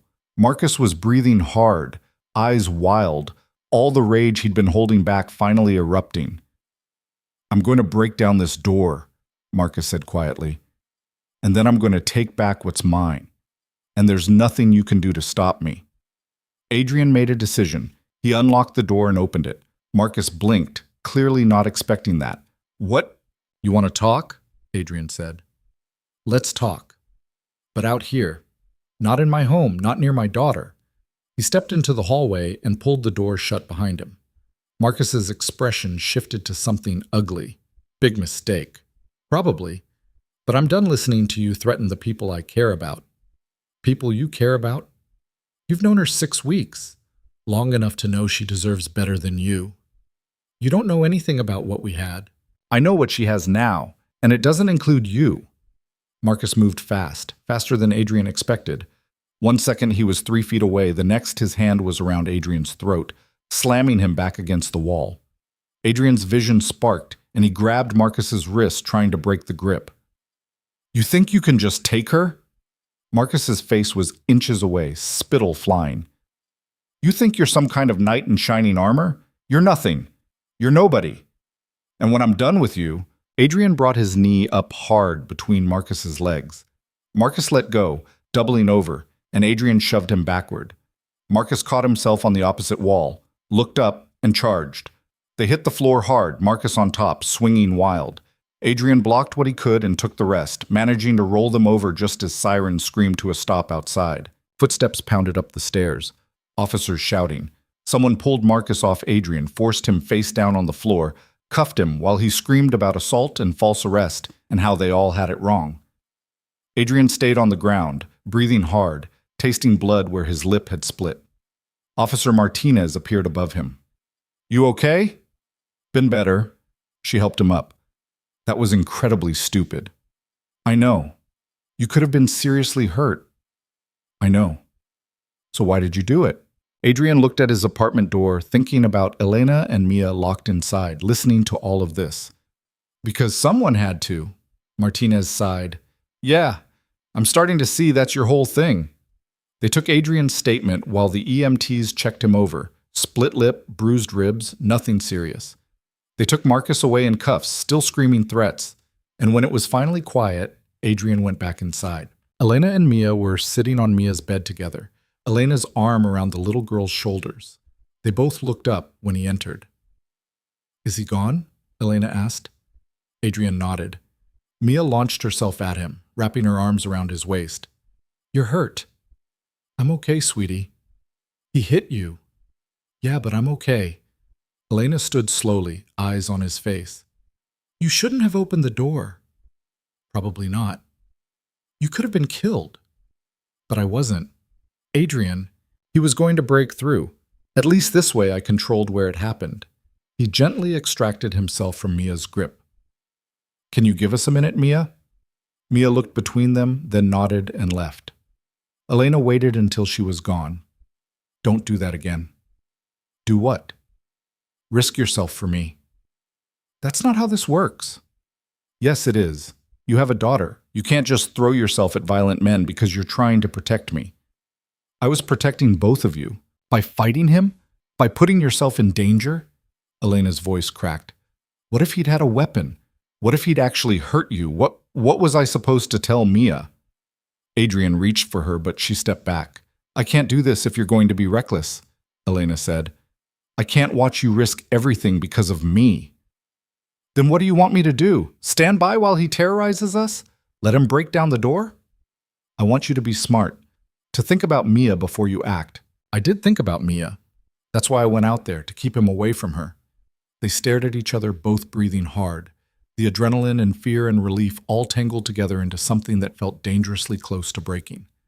I can't lose you, Elena whispered. Not now. Not like this. You won't. You can't promise that. No, but I can promise I'll keep trying, keep fighting, keep choosing you and Mia over everything else. Adrian moved closer, and this time Elena didn't back away. We're in this together. That's what that means. We protect each other. Elena's eyes filled with tears. I hate this. I know. I hate that he won't stop. I hate that he's making you fight my battles. I hate that Mia had to hear all of that. Me too. She let him pull her close then, and they stood there holding each other while the last of the adrenaline drained away, leaving only exhaustion and the fragile hope that maybe, finally, this was the end of Marcus Webb's campaign of terror. It wasn't. But they didn't know that yet. Marcus was denied bail. Officer Martinez delivered the news 2 days later, standing in Adrian's living room with that tired expression cops got when they'd seen too much. The combination of the restraining order violations, the property damage, the assault on Adrian, and the GPS monitor he'd somehow removed, all of it added up to a judge who wasn't taking chances. He's looking at 18 months minimum, Martinez said. Could be more depending on how the trial goes. But for now, he's not getting out. Elena sat very still on the couch, hands folded in her lap. Are you sure? As sure as I can be. The DA's building a strong case. Multiple violations, documented pattern of escalation, physical evidence. It's solid. Until it isn't. Martinez's expression softened. Ms. Hart, I know trust doesn't come easy in situations like this. But you're safe for now. He can't get to you from jail. He shouldn't have been able to get to me with a restraining order and a GPS monitor, but he did.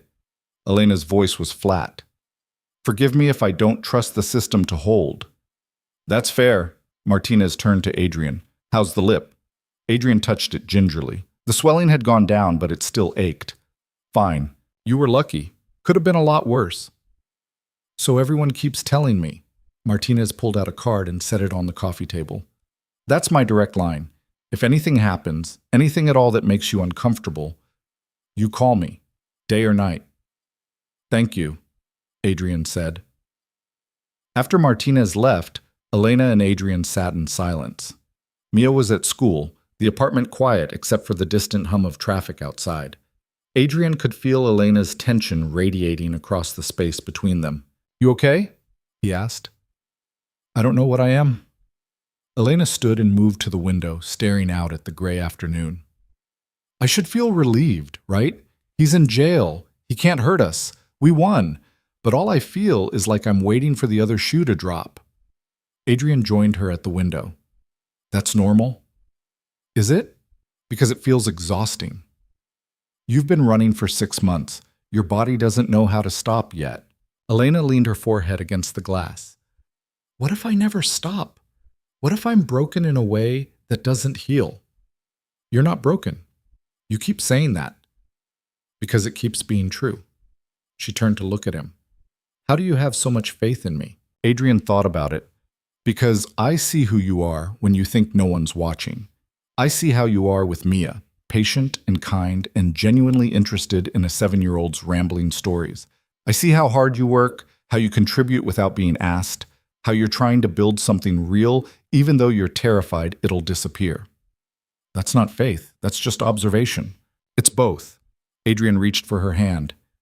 Faith is choosing to believe the best in someone even when they can't see it themselves.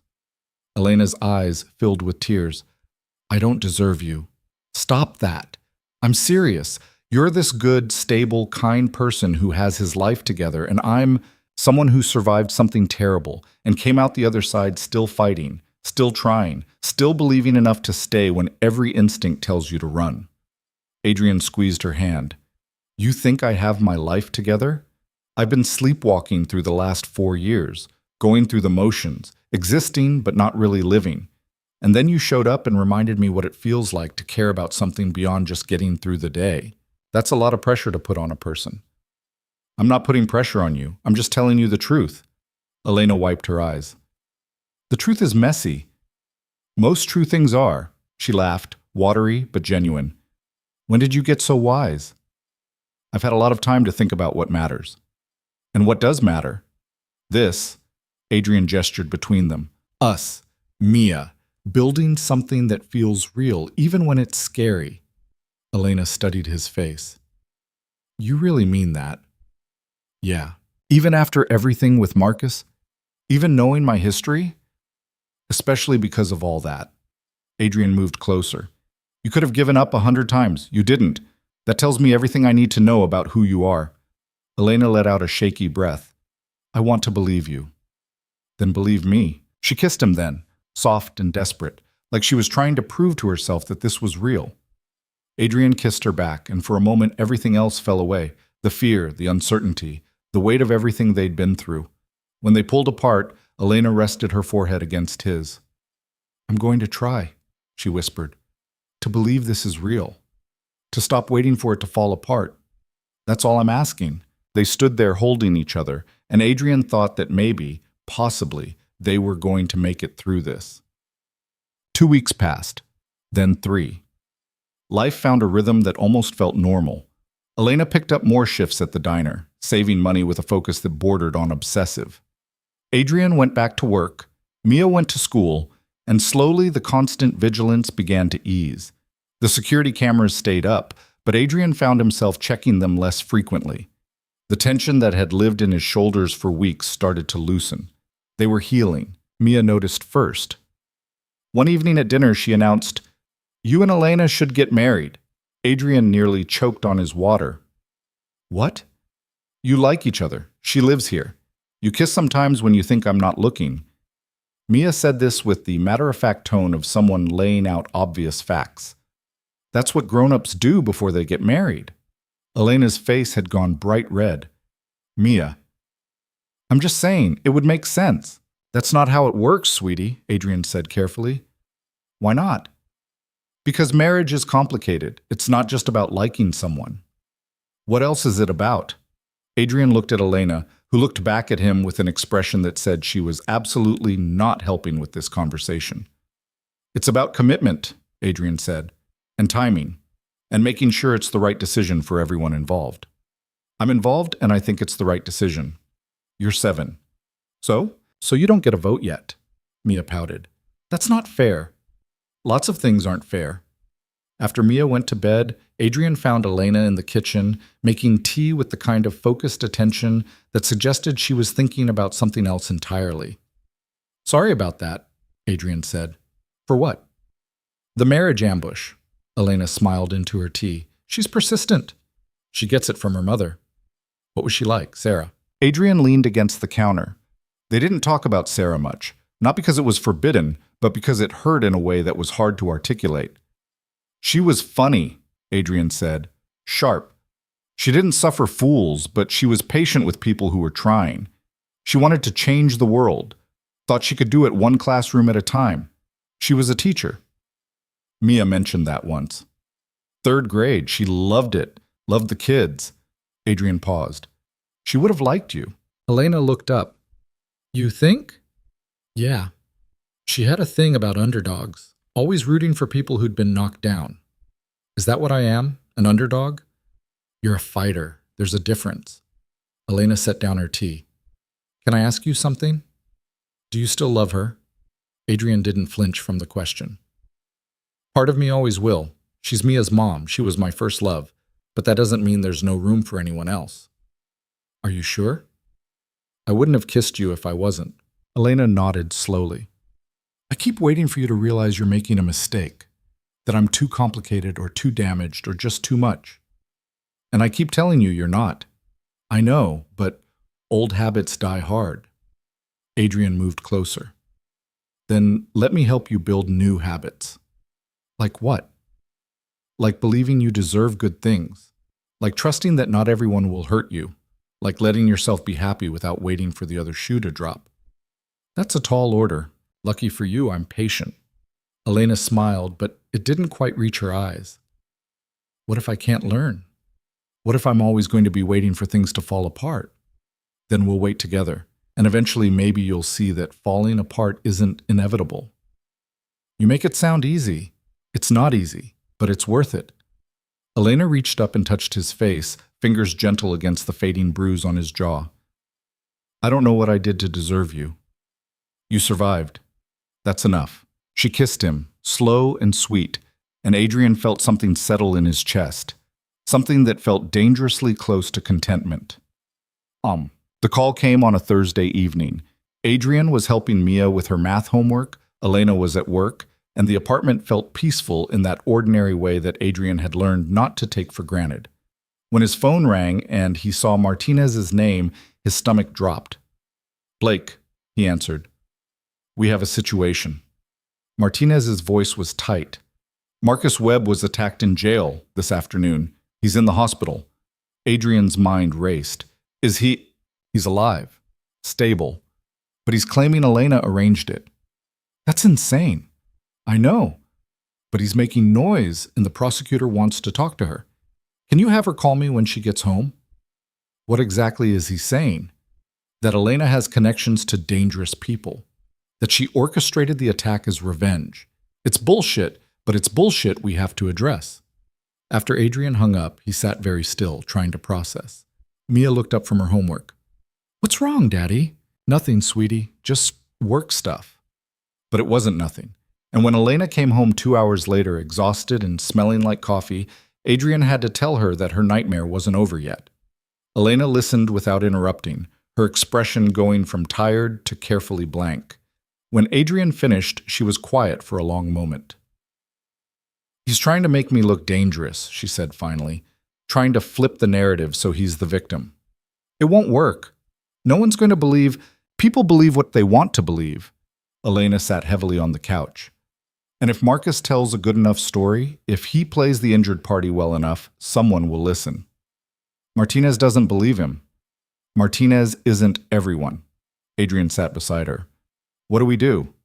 "I call Martinez. I tell the truth. And I hope that's enough." She made the call right there, putting it on speaker. Martinez asked careful questions. Did Elena know anyone who might have wanted to hurt Marcus? Had she discussed Marcus with anyone who might have taken matters into their own hands? Had she had contact with anyone from her past who might have connections to violence? Elena answered everything calmly, factually, without defensiveness. No, she didn't know anyone like that. No, she hadn't discussed Marcus with anyone except Adrian and the police. No, she had no connections to anyone who would do something like this. "I believe you," Martinez said when they finished, "and I'll make sure the prosecutor knows this is a desperate man trying to control the narrative. But be prepared, he might push this, might try to use it to get a deal or reduce his sentence." After the call ended, Elena sat with her head in her hands. "This is never going to end," she said. "Yes, it will." "When? When he's out of prison and comes looking for me again? When he convinces someone I'm the villain? When does it end, Adrian?" Adrian didn't have a good answer. He wanted to promise it would end soon, that justice would prevail, that everything would work out. But he'd learned the hard way that life didn't work like that. "I don't know," he said honestly. "But I know we keep fighting. We keep telling the truth. We keep building our life despite him. I'm tired of fighting, I know. I'm tired of him having power over my life, even from a jail cell. Then let's take that power back." Elena looked up. "How?" Adrian thought about it. "By not letting him define us. By choosing to be happy despite everything he's done.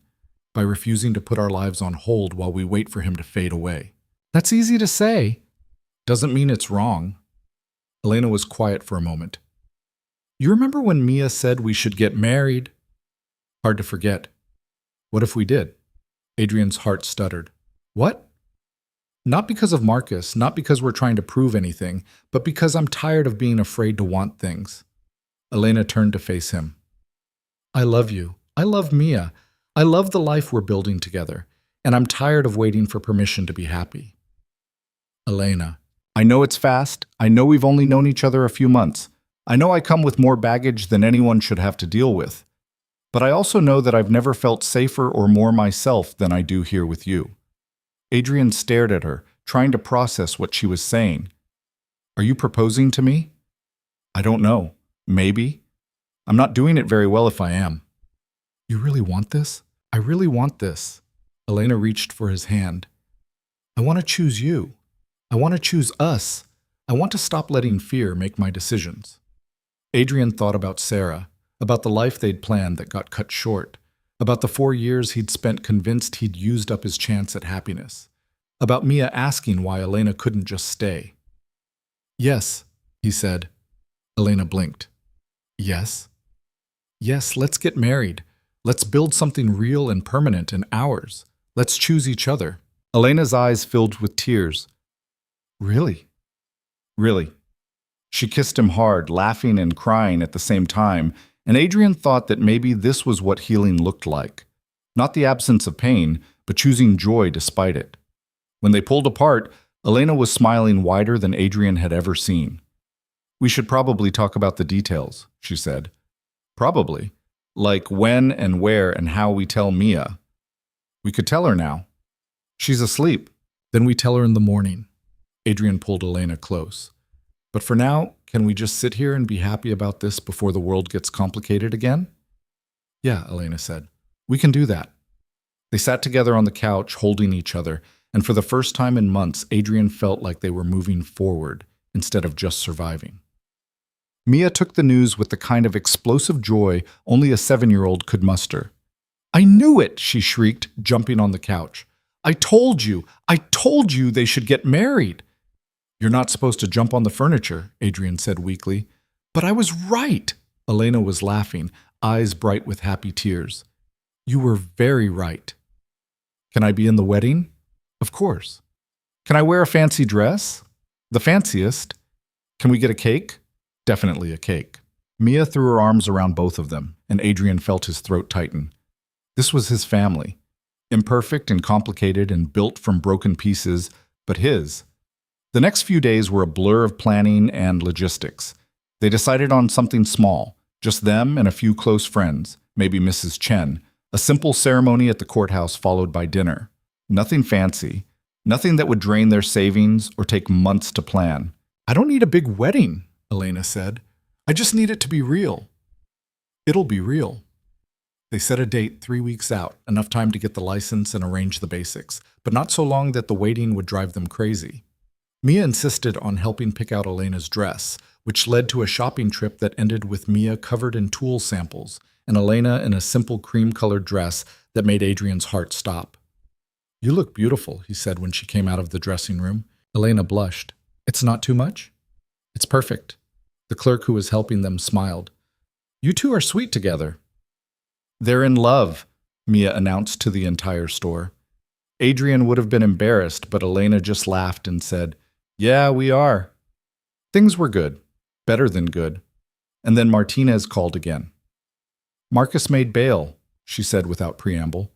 Adrian's blood went cold. "What? How?" His lawyer found a judge who was sympathetic to his assault claim, argued he was in danger in jail. Bail was set at $50,000. His parents posted it this morning. "You said he wouldn't get out." "I said I didn't think he would. I was wrong." Martinez sounded exhausted. "He's got strict conditions, ankle monitor, no contact, regular check-ins, but he's out." "When?" 2 hours ago. Adrian looked at Elena, who'd gone very still beside him. "What do we do?" "Same as before. Document everything. Stay vigilant. Call if he violates." Martinez paused. "I'm sorry, Blake. I really thought we had him locked down." After the call ended, Adrian and Elena sat in silence. Mia was at school, the apartment quiet except for the sound of their breathing. "He's going to come here," Elena said. "We don't know that." "Yes, we do. He's out on bail, he's angry, and he knows where we live. Of course he's coming." Adrian wanted to argue, but she was probably right. "Then we'll be ready." "How? How do we get ready for someone who doesn't care about consequences?" "We trust the system. We trust that if he violates again, they'll put him away for good." Elena laughed bitterly. "The system that just let him out?" "Elena, no. I'm done pretending this is going to work out. I'm done believing that justice will prevail or that Marcus will suddenly see reason." She stood, pacing. "He's out. He's going to come after me. And when he does, someone's going to get hurt. Not if we're careful. Careful doesn't matter. Not to someone like him." Adrian stood and caught her hands. "Look at me." Elena met his eyes, hers bright with unshed tears. "We're going to get through this," Adrian said. "Together, like we've gotten through everything else. What if this time is different? Then we adapt, we fight, we survive." Adrian pulled her close. "I'm not letting him destroy what we've built." Elena buried her face in his shoulder. "I'm scared." "Me too. But we've been scared before and we made it through." "This feels different, because it is different, because now we have something to lose." Adrian held her tighter. "But that's also why we fight harder, because what we have is worth protecting." Elena nodded against his chest, and Adrian hoped like hell he was right. 3 days passed, then 4. No sign of Marcus. The waiting was its own kind of torture. Every car that slowed near the building made Adrian's pulse spike. Every notification from the security cameras sent Elena scrambling for her phone. They were living in a constant state of anticipation, waiting for the attack they knew was coming. Mia felt it too. She'd gotten quieter, watching them with worried eyes, asking fewer questions. "Is the bad man going to come back?" she asked one night at bedtime. Adrian wanted to lie, to promise her she was safe, but he'd made a commitment to honesty with his daughter, even when the truth was hard. I don't know, he said, but if he does, we'll handle it. How? By staying calm and calling for help and trusting that the police will protect us. Mia was quiet for a moment. Are you and Elena still getting married? Yes. Even with the bad man? Especially with the bad man. We're not letting him control our lives. Mia thought about this. That's brave. Or stupid. Sometimes it's hard to tell the difference. That got a small smile. I think it's brave. Then let's go with that. He kissed her forehead and turned out the light, then went to find Elena.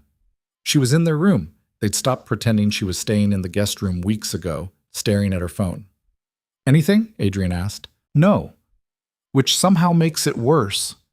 Elena set the phone down. It's like he's playing with us, letting us know he could strike at any moment but choosing not to. Yet. Or maybe he's not going to. Maybe the ankle monitor is enough of a deterrent. Do you really believe that? Adrian sat beside her. I believe we can't live our whole lives waiting for him to make a move. We have a wedding in 2 weeks. Let's focus on that. How can you think about the wedding when... Because that's exactly what we should be thinking about. Building our future, making plans, living our lives. Adrian took her hand. Marcus gets enough of our attention. Let's not give him the rest. Elena squeezed his fingers. When did you get so zen about all this? I'm not zen. I'm terrified. But I'm also done letting fear run the show. Fake it till you make it. Something like that. She leaned her head on his shoulder. 2 weeks. 2 weeks. Think we'll make it? I know we will. Elena didn't respond, but she held his hand tighter, and Adrian hoped his confidence wasn't misplaced. The attack came 5 days before the wedding. Not at the apartment, not at the diner where Elena worked. At Mia's school. Adrian got the call at 2:30 in the afternoon. The principal, voice tight with controlled panic, saying there was a situation and could he come immediately. He made it there in 8 minutes, breaking every speed limit, heart hammering against his ribs. The school was on lockdown, police cars in the parking lot, officers everywhere. Martinez met him at the entrance. Mia's fine. She's safe. But we have a problem. What happened? Marcus showed up at pickup time, tried to talk to Mia, told her he was a friend of her dad's. The teacher recognized something was off and called security. By the time we got here, he was gone. Adrian felt the world tilt. Where is she? Principal's office. She's scared but unhurt. Mia was sitting in an oversized chair, legs swinging, eyes red from crying. When she saw Adrian, she launched herself at him. Daddy! Adrian caught her, holding tight. I've got you. You're okay. The man said he knew you. He said you sent him to pick me up. You did the right thing not going with him. Mrs. Patterson said stranger danger, so I told the teacher. That's exactly right. Adrian kissed the top of her head, rage and relief warring in his chest. Going after him was one thing. Going after his daughter was something else entirely. Martinez appeared in the doorway. We're treating this as attempted kidnapping. There's a warrant out for his arrest. Every unit in the city is looking for him. How did he get past the ankle monitor? He cut it off. We found it in a dumpster 2 blocks from here. Adrian's vision went red. He's escalating. Yes. What can we do? Right now? Get Mia somewhere safe and stay there until we have him in custody. Martinez's expression was grim. I'm sorry, Blake. We should have seen this coming. Adrian wanted to yell at her, to blame someone for the failure of the system to protect his daughter. But it wasn't Martinez's fault. It was Marcus's. Only Marcus's. He took Mia home, called Elena, and they had the conversation they'd been avoiding. The one about whether it was safe to stay, whether they should run, whether loving each other was worth the danger it brought. We can leave, Elena said. Tonight. Pack what we need and just go. Change our names, start over somewhere he can't find us. And live the rest of our lives looking over our shoulders? It's better than this. Adrian looked at Mia, who was watching them with scared eyes. Is it, though? Elena followed his gaze. I can't let him hurt her. Then let's end this, once and for all. How? Adrian had been thinking about it the entire drive home. There was only one way this ended, with Marcus behind bars for good, or with them constantly running, and Adrian was done running. We draw him out, Adrian said, on our terms, with the police ready. That's insane. Probably, but it's better than waiting. Elena stared at him. You want to use ourselves as bait. I want to end this so we can have our wedding and our life without constantly looking over our shoulders. And if it goes wrong? Then at least we tried. Elena looked at Mia, then back at Adrian, and he saw the moment she made her decision. Okay, let's do it. They called Martinez and laid out the plan. She hated it, said it was reckless and dangerous and against protocol. But she also understood what they were feeling, the desperate need to take back control from someone who'd stolen it. If we do this, we do it my way, Martinez said, with backup, with surveillance, with every precaution in place. Fine. And if it goes sideways, you follow my orders. No heroics. Adrian agreed, even though they both knew he was lying. They set it for the next day. One final confrontation. One way or another, it would end. The plan was simple, which made Adrian nervous. Simple plans had a way of falling apart the moment reality got involved. Elena would go to the park where she and Marcus used to meet, a place he'd recognize, a place that meant something in whatever twisted version of their relationship lived in his head. Adrian would be there too, visible but at a distance. Martinez and her team would be positioned around the perimeter, ready to move the second Marcus showed up. He'll come, Elena said the night before. They were lying in bed, neither of them sleeping, just staring at the ceiling and pretending they weren't terrified. He won't be able to resist. It's too perfect. Me alone, vulnerable, in a place that's ours. You won't be alone. He won't know that until it's too late. Adrian turned to look at her. You don't have to do this. Yes, I do. For Mia. For us. For me. Elena's voice was steady. I'm done being his victim. Tomorrow I take that power back. And if something goes wrong, then you make sure Mia knows I loved her, that I chose this because I wanted her to grow up safe. Elena, promise me. Adrian pulled her close. Nothing's going to happen to you. I won't let it. You can't control everything. Watch me. She kissed him, desperate and fierce, and they held each other until dawn crept through the windows, and it was time to face what came next. Mrs. Chen took Mia for the day, told she was helping with wedding preparations, and would get to stay up late watching movies. Mia was excited enough that she didn't ask questions, just hugged them both tight before skipping off to Mrs. Chen's apartment. Be safe, Daddy, she said. Always, sweetie. The park was 20 minutes across town, a sprawling green space with walking paths and playgrounds, and enough trees to provide cover for Martinez's team. Adrian and Elena arrived separately, Elena first sitting on the bench where she'd told Marcus it was over 6 months ago. Adrian 15 minutes later, positioning himself near the playground with a clear view of Elena, but far enough away that Marcus might not immediately spot him. Martinez's voice crackled in the earpiece Adrian wore. Everyone in position. We've got eyes on all approaches. If he shows, we'll have him. Adrian watched Elena on that bench, looking small and alone, and had to fight the urge to go to her. This was the plan. They'd agreed, but every instinct screamed that putting her in danger was wrong. 30 minutes passed. Then an hour. Maybe he's not coming, Martinez said. But Adrian knew better. Marcus would come. Men like him always did. He was right. Marcus appeared from the tree line at the north end of the park, walking slowly, hands in his pockets, like he had all the time in the world. He'd lost weight since Adrian last saw him. Jail and whatever had happened there had carved away the gym-built bulk, leaving something harder and meaner underneath. Target acquired, Martinez said. All units hold position. Let him approach. Marcus stopped about 10 feet from Elena's bench. Even from a distance, Adrian could see the tension in Elena's shoulders. Hey, Marcus said. His voice carried across the empty space. Elena looked up. Marcus, you came. You knew I would.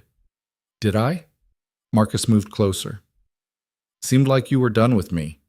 Seemed like you'd moved on to your new boyfriend and his kid. I needed to see you, to talk, so talk. Marcus sat on the bench, not quite touching her, but close enough to crowd her space. Adrian's hands curled into fists. I want this to stop, Elena said. The harassment, the threats, the showing up at Mia's school. It has to stop. You think I'm harassing you? You tried to kidnap a 7-year-old child. I was saying hi, being friendly. Not my fault everyone overreacted. You cut off your ankle monitor. That thing was uncomfortable. Marcus leaned back, arms spread across the bench. You know what's uncomfortable, Elena? Watching the woman you love play house with some other guy. Watching her replace you like you never mattered. We were never going to work, Marcus. You know that. I know you gave up too easy. His voice hardened. I know you ran instead of fighting for us. I know you took the easy way out and blamed everything on me. You hit me once. I hit you once, and I apologized. It was more than once. You're remembering wrong. Adrian had heard enough. He started toward them, but Martinez's voice stopped him. Hold position. We need him to threaten her. Give us probable cause. She's in danger right now. She's wired. We're monitoring. If he touches her, we move. Adrian stayed put, barely, watching Marcus edge closer to Elena on that bench. Come home, Marcus said. Leave the boyfriend. Leave the kid. Come back where you belong. We can start over. Forget all this legal bullshit and just be us again. There is no us. There's always been us. Since the day we met. You felt it too. What I felt was fear and loneliness and the desperate hope that if I just loved you hard enough, you'd stop hurting me. Elena's voice didn't waver. But people like you don't stop. You just get worse. Marcus's expression darkened. People like me. People who think love gives them ownership, who can't tell the difference between passion and control. You don't know what you're talking about. I know exactly what I'm talking about. I know you'll never let me go peacefully. I know you'll keep coming back, keep threatening, keep trying to destroy anything good I build. Elena stood. So I came here to tell you to your face, you don't have power over me anymore. I'm marrying Adrian. I'm building a life, and there's nothing you can do to stop it. Marcus stood too, and Adrian saw the shift in his posture, the coiled readiness of someone about to strike. We're moving, Martinez said. But Marcus was faster. He grabbed Elena's arm, yanking her toward him. You think you can just walk away? You think you get to be happy after what you did to me?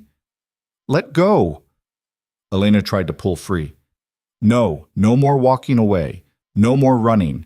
You're coming with me, and we're going to talk about this like adults. I said let go. Adrian was already running. So was Martinez and her team, converging from all sides. But Marcus saw them coming, and his other hand went to his pocket, pulling out something that glinted in the afternoon sun. A knife. He pressed it against Elena's side. Back off! All of you, back the fuck off, or I swear I'll... Marcus, don't. Adrian stopped about 20 feet away, hands raised. This doesn't end how you think it does. Shut up. You don't get to talk. Marcus's eyes were wild, darting between Adrian and the approaching officers. This is your fault. All of it. If you just stayed out of my business, Elena and I would have worked it out. No, we wouldn't have, Elena said. Her voice was calmer than it should have been with a knife against her ribs. This was always how it was going to end, with you refusing to accept reality. Reality is we belong together. Reality is you're holding a knife on me in front of a dozen cops. This is over, Marcus. Let me go and maybe you walk away from this alive. I'm not going back to jail. Then you're going to die here. Is that what you want? Marcus's hand shook. The knife pressed harder, and Adrian saw Elena flinch. Put down the weapon, Martinez called. Last chance, Webb. Put it down, and we can talk. There's nothing to talk about, Marcus was yelling now, spittle flying. She's mine. She'll always be mine, and if I can't have her... Adrian moved without thinking, closing the distance in 3 strides. He hit Marcus from the side, driving his shoulder into the bigger man's ribs. They went down together, the knife skittering across the pavement. Elena stumbled back. An officer swarmed in, pulling Marcus away from Adrian, forcing him face down on the ground. Marcus fought, screaming, thrashing against the hands that held him. This isn't over, you hear me? This isn't over. But it was. They cuffed him, read him his rights again, hauled him away still screaming threats.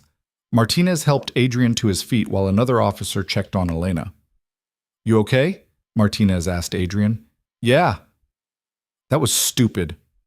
Yeah, but effective. Martinez almost smiled. We got him on assault with a deadly weapon, attempted kidnapping, multiple restraining order violations. He's not getting bail this time. He's not getting out. Adrian went to Elena, who was shaking but upright, arms wrapped around herself. You okay? I think so. She looked at the spot where Marcus had been, where officers were now marking evidence. Is it really over? Yeah, it's really over. Elena let out a breath that might have been a sob or might have been a laugh. I can't believe we did that. I can't believe you stood there and told him off with a knife against your ribs. I was terrified. You didn't look it. Good. That was the point. Elena turned to face him. Take me home. Gladly. They went through the official process, statements, evidence collection, medical checks to make sure Elena hadn't been injured. By the time they finished, the afternoon had turned to evening, the sky going purple over the city. Adrian drove them home in silence, both too wrung out for words. Mrs. Chen met them at the door with Mia, who took one look at their faces and asked, Did something bad happen? Something bad happened, Adrian said, kneeling to her level. But it's over now. The man who's been causing trouble, he can't hurt us anymore. Promise? Promise. Mia threw her arms around his neck, and Adrian held her tight, breathing in the kid shampoo smell of her hair and thinking about how close they'd come to losing everything. The wedding was 4 days later, exactly as planned. They didn't postpone, didn't wait for the dust to settle or for their nerves to calm. Elena said she'd waited long enough for her life to start, and Adrian agreed. The courthouse ceremony was small. Just them, Mia, Mrs. Chen, and Officer Martinez, who Adrian had insisted on inviting because she'd helped save their lives. The judge was matter-of-fact and kind, speaking about commitment and partnership and choosing each other every day. When it was time for vows, Adrian went first. 4 months ago, I was sleepwalking through life, going through the motions, existing but not really living. And then you showed up in a grocery store, bleeding and scared and refusing help, and something in me woke up. Adrian took Elena's hands. You're the bravest person I know. You survived things that would have broken most people, and you came out the other side still fighting, still hoping, still believing you deserved better. You taught me that it's okay to take risks, that love isn't about protecting yourself from loss, it's about choosing someone despite the fear. I choose you, Elena, today and every day after. Elena was crying before he finished. She wiped her eyes and took a shaky breath. I don't have anything fancy prepared, she said, but I want to say this. For most of my life, I thought love was supposed to hurt, that it was supposed to be hard and painful and full of sacrifice. And then I met you, and you showed me that real love is actually the opposite. It's easy and safe and full of small kindnesses. It's someone who sees you at your worst and stays anyway, someone who fights for you even when it's hard. Elena squeezed his hands. You gave me a family when I had nothing. You gave me hope when I'd stopped believing. You gave me a future I'd stopped dreaming about. I choose you too, Adrian, for as long as you'll have me. Forever works, Adrian said, and she laughed through her tears. The judge pronounced them married, and Mia cheered loud enough that people in the hallway probably heard. Adrian kissed his wife, and thought about all the impossible roads that had led them here. They had dinner at Charlie's Diner, the same place Adrian had bought Elena her first meal all those months ago. The waitress remembered them, commented on how much healthier Elena looked, how happy they both seemed. They ordered too much food and let Mia have dessert for dinner and told stories that made Mrs. Chen laugh until she cried. It was perfect in its imperfection. That night, after Mia was asleep and Mrs. Chen had gone home, Adrian and Elena sat on their couch, the same couch where they'd had so many hard conversations, so many moments of doubt and fear and tentative hope. We did it, Elena said. We did. Despite everything. Despite Marcus and the fear and all the reasons it shouldn't have worked. Maybe it worked because of all that. Adrian pulled her closer. Maybe we needed to go through the hard stuff to appreciate this. Elena rested her head on his shoulder. Do you think it gets easier from here? I think we'll have different problems. Smaller problems. Normal married people problems like who does the dishes and what to watch on TV. That sounds nice. It does, doesn't it? They sat in comfortable silence, and Adrian thought about the conversation they'd need to have eventually, about the future, about whether Elena wanted to adopt Mia legally, about whether they wanted more kids, about all the million small decisions that made up a life together. But those conversations could wait. Tonight was just about being together, being safe, being happy. "Can I tell you something?" Elena said. "Anything." "When I was living in my car, eating one meal a day, running from Marcus, I used to imagine what a normal life would look like. A home, a family, someone who loved me without conditions."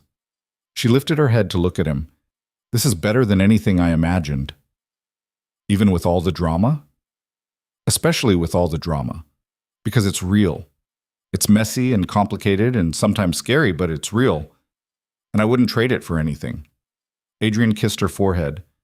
"Me neither." Marcus Webb was sentenced to 8 years in prison. The trial was quick. His lawyer tried to argue self-defense, tried to paint Elena as the aggressor, tried every trick in the book. But the evidence was overwhelming. Multiple restraining order violations, assault, attempted kidnapping, assault with a deadly weapon. The jury deliberated for 3 hours. Adrian and Elena didn't attend the sentencing. They'd given their statements, done their part. The rest was just bureaucracy. Officer Martinez called with the news, 8 years, eligible for parole in 5 with good behavior. It's not life, but it's something." "It's enough," Elena said. She was sitting at the kitchen table helping Mia with a science project about plant growth. "Thank you, Martinez, for everything." "Just doing my job." But it was more than that, and they all knew it. After the call ended, Elena went back to helping Mia measure soil pH levels while Adrian made dinner. It was so completely ordinary that Adrian had to stop and just look at them. His wife and daughter, heads bent together over a homework assignment, arguing good-naturedly about whether the plant needed more water or more sunlight. This was what they'd fought for, this exact moment. "Daddy, you're burning the chicken," Mia announced without looking up. Adrian swore and turned down the heat, and both Elena and Mia dissolved into laughter. Yeah, this was exactly what they'd fought for. 6 months after the wedding, Elena officially adopted Mia. The process was easier than expected. Adrian had sole custody, no other family objections, and Mia was old enough that the judge asked her opinion. Mia said yes so enthusiastically that the judge smiled, and just like that, they were legally a family in every way. Elena cried through the whole thing. "Happy tears," she said. But Adrian knew it was more than that. It was grief for the family she'd lost, relief that she'd found a new one, and overwhelming gratitude that she got to keep it. That night, Mia insisted on making a family portrait to hang in the living room. She drew all 3 of them holding hands, their smiles taking up half their faces, a house and a tree and a sun in the background. At the bottom, she wrote in her careful second-grade handwriting, "My family, I love them." They hung it on the fridge, and Elena stared at it for a long time. "What are you thinking?" Adrian asked. "That I spent so many years believing I didn't deserve good things, that happiness wasn't meant for people like me." Elena touched the drawing gently. "I was wrong." "Yes, you were. It's scary, you know, being this happy. I keep waiting for something to take it away." "Nothing's taking it away." "You can't promise that." "No, but I can promise that whatever happens, we face it together. That's what family means." Elena turned to him, eyes bright.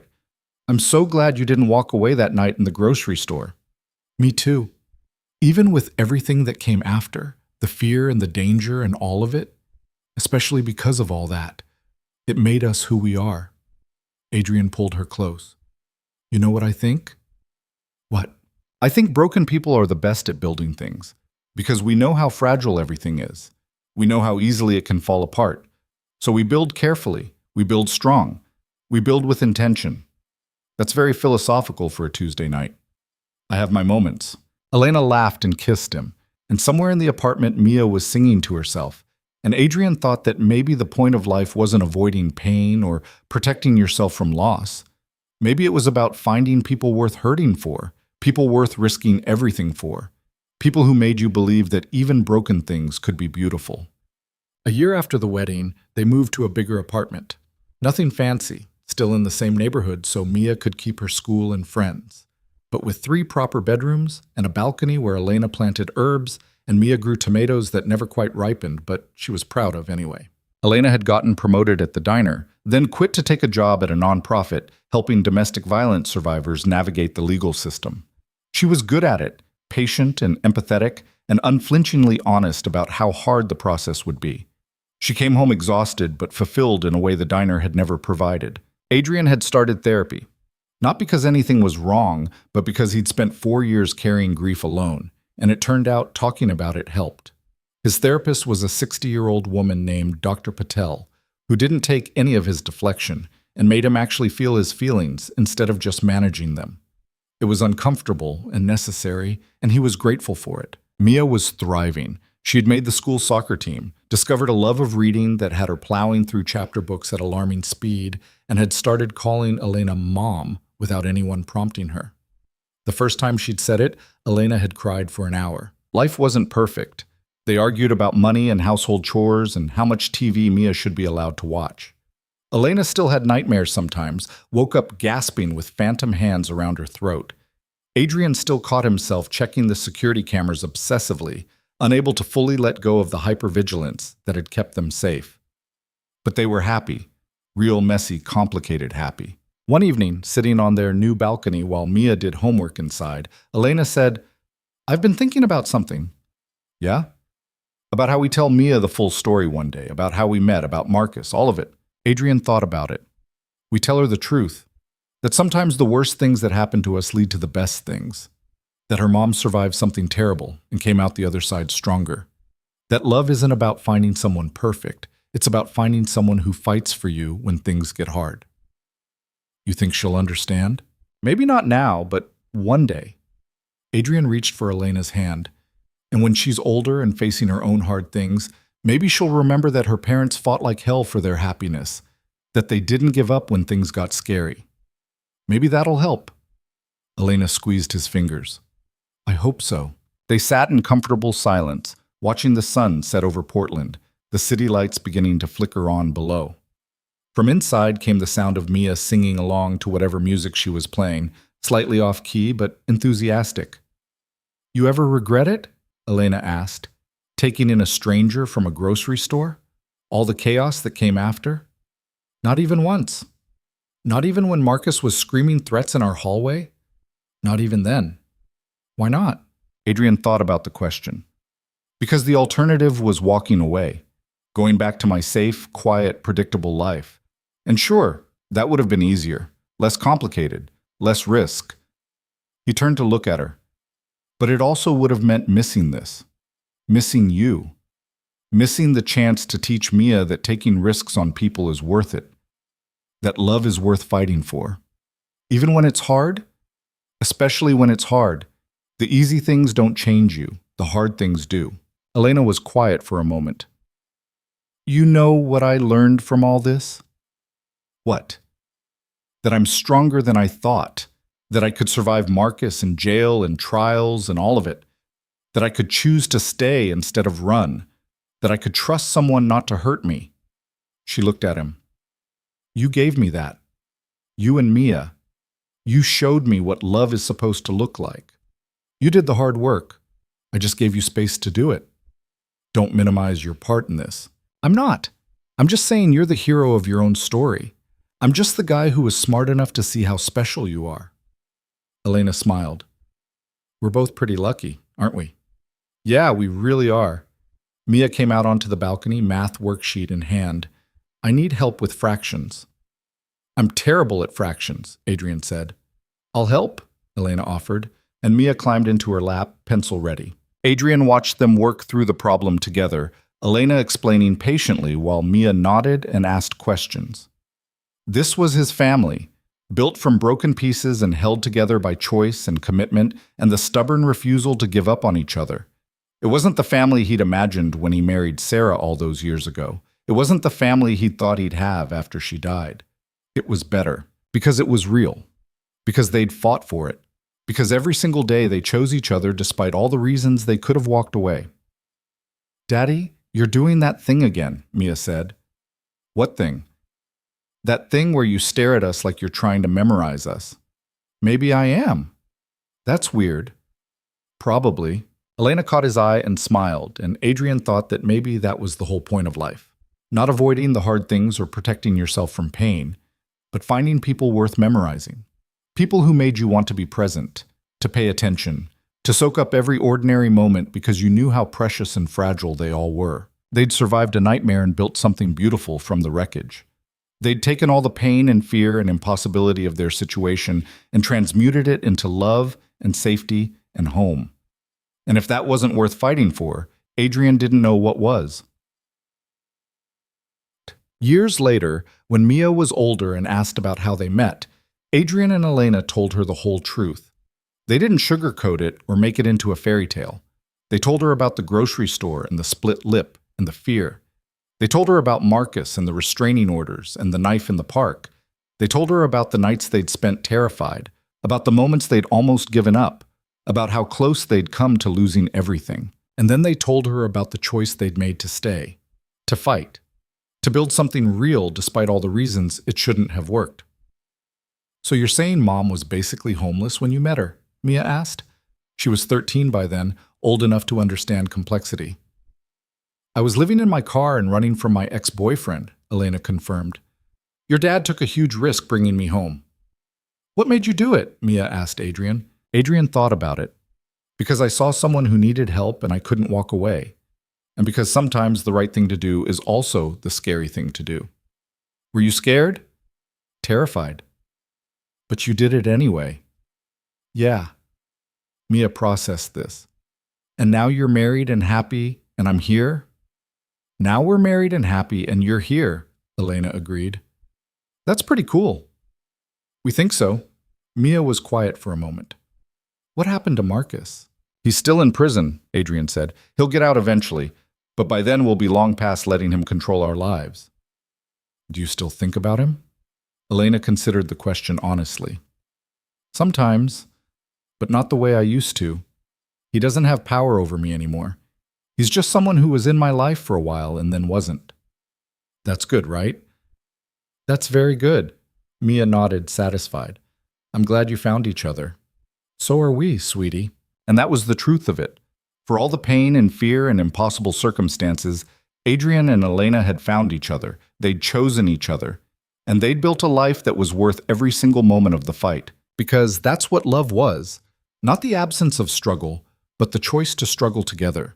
Not the guarantee of safety, but the promise to face danger side by side. Not perfection, but the messy, complicated, beautiful work of building something real with someone who saw all your broken pieces and chose to stay anyway. They'd learned that the hard way. Through grocery store confrontations and split lips and restraining orders and knives in parks. Through fear and doubt and the constant temptation to run. But they'd learned, and they'd stayed. And in the end, that made all the difference. Adrian sometimes wondered what would have happened if he'd walked past Elena that night in the grocery store. If he'd minded his own business, gone home to his predictable life, kept his world small and safe and manageable. He would have been fine, probably. Would have continued raising Mia alone, continued sleepwalking through his days, continued telling himself that surviving was enough. But he wouldn't have lived. Not really. Elena had taught him the difference between existing and living, between safety and joy, between protecting yourself from loss and opening yourself to love. She'd shown him that broken people could heal together, that past trauma didn't have to define your future, that sometimes the people who walked into your life unexpectedly were exactly the people you needed most. And he'd taught her things too, that she deserved kindness, that love didn't have to hurt, that home was something you could build with people who chose you every single day. They taught each other how to live again. That was worth every moment of fear, every sleepless night, every terrifying confrontation. It was worth the risk and the pain and the impossibility of it all. Because in the end, they hadn't just survived. They'd built something beautiful, a family, a home, a life full of ordinary moments that felt extraordinary because they'd fought so hard to have them. And if someone had told Adrian that rainy night in the grocery store that helping a bleeding stranger would lead here, to this life, this family, this bone-deep happiness, he probably wouldn't have believed them. But he would have done it anyway. Because some choices aren't about logic or caution or protecting yourself from potential pain. Some choices are about recognizing something worth fighting for and refusing to walk away, no matter how scary it gets. Adrian had made that choice in a grocery store. Elena had made it in a motel room. They'd both made it 100 times after, in big moments and small ones, choosing each other over fear, choosing love over safety, choosing to build instead of run. And looking at his life now, at his wife and daughter, at the home they'd made, at the future stretching out ahead of them full of possibility, Adrian knew with absolute certainty that it was the right choice, the only choice that mattered. Because love wasn't about finding someone perfect, it was about finding someone worth fighting for, and then fighting like hell to keep them.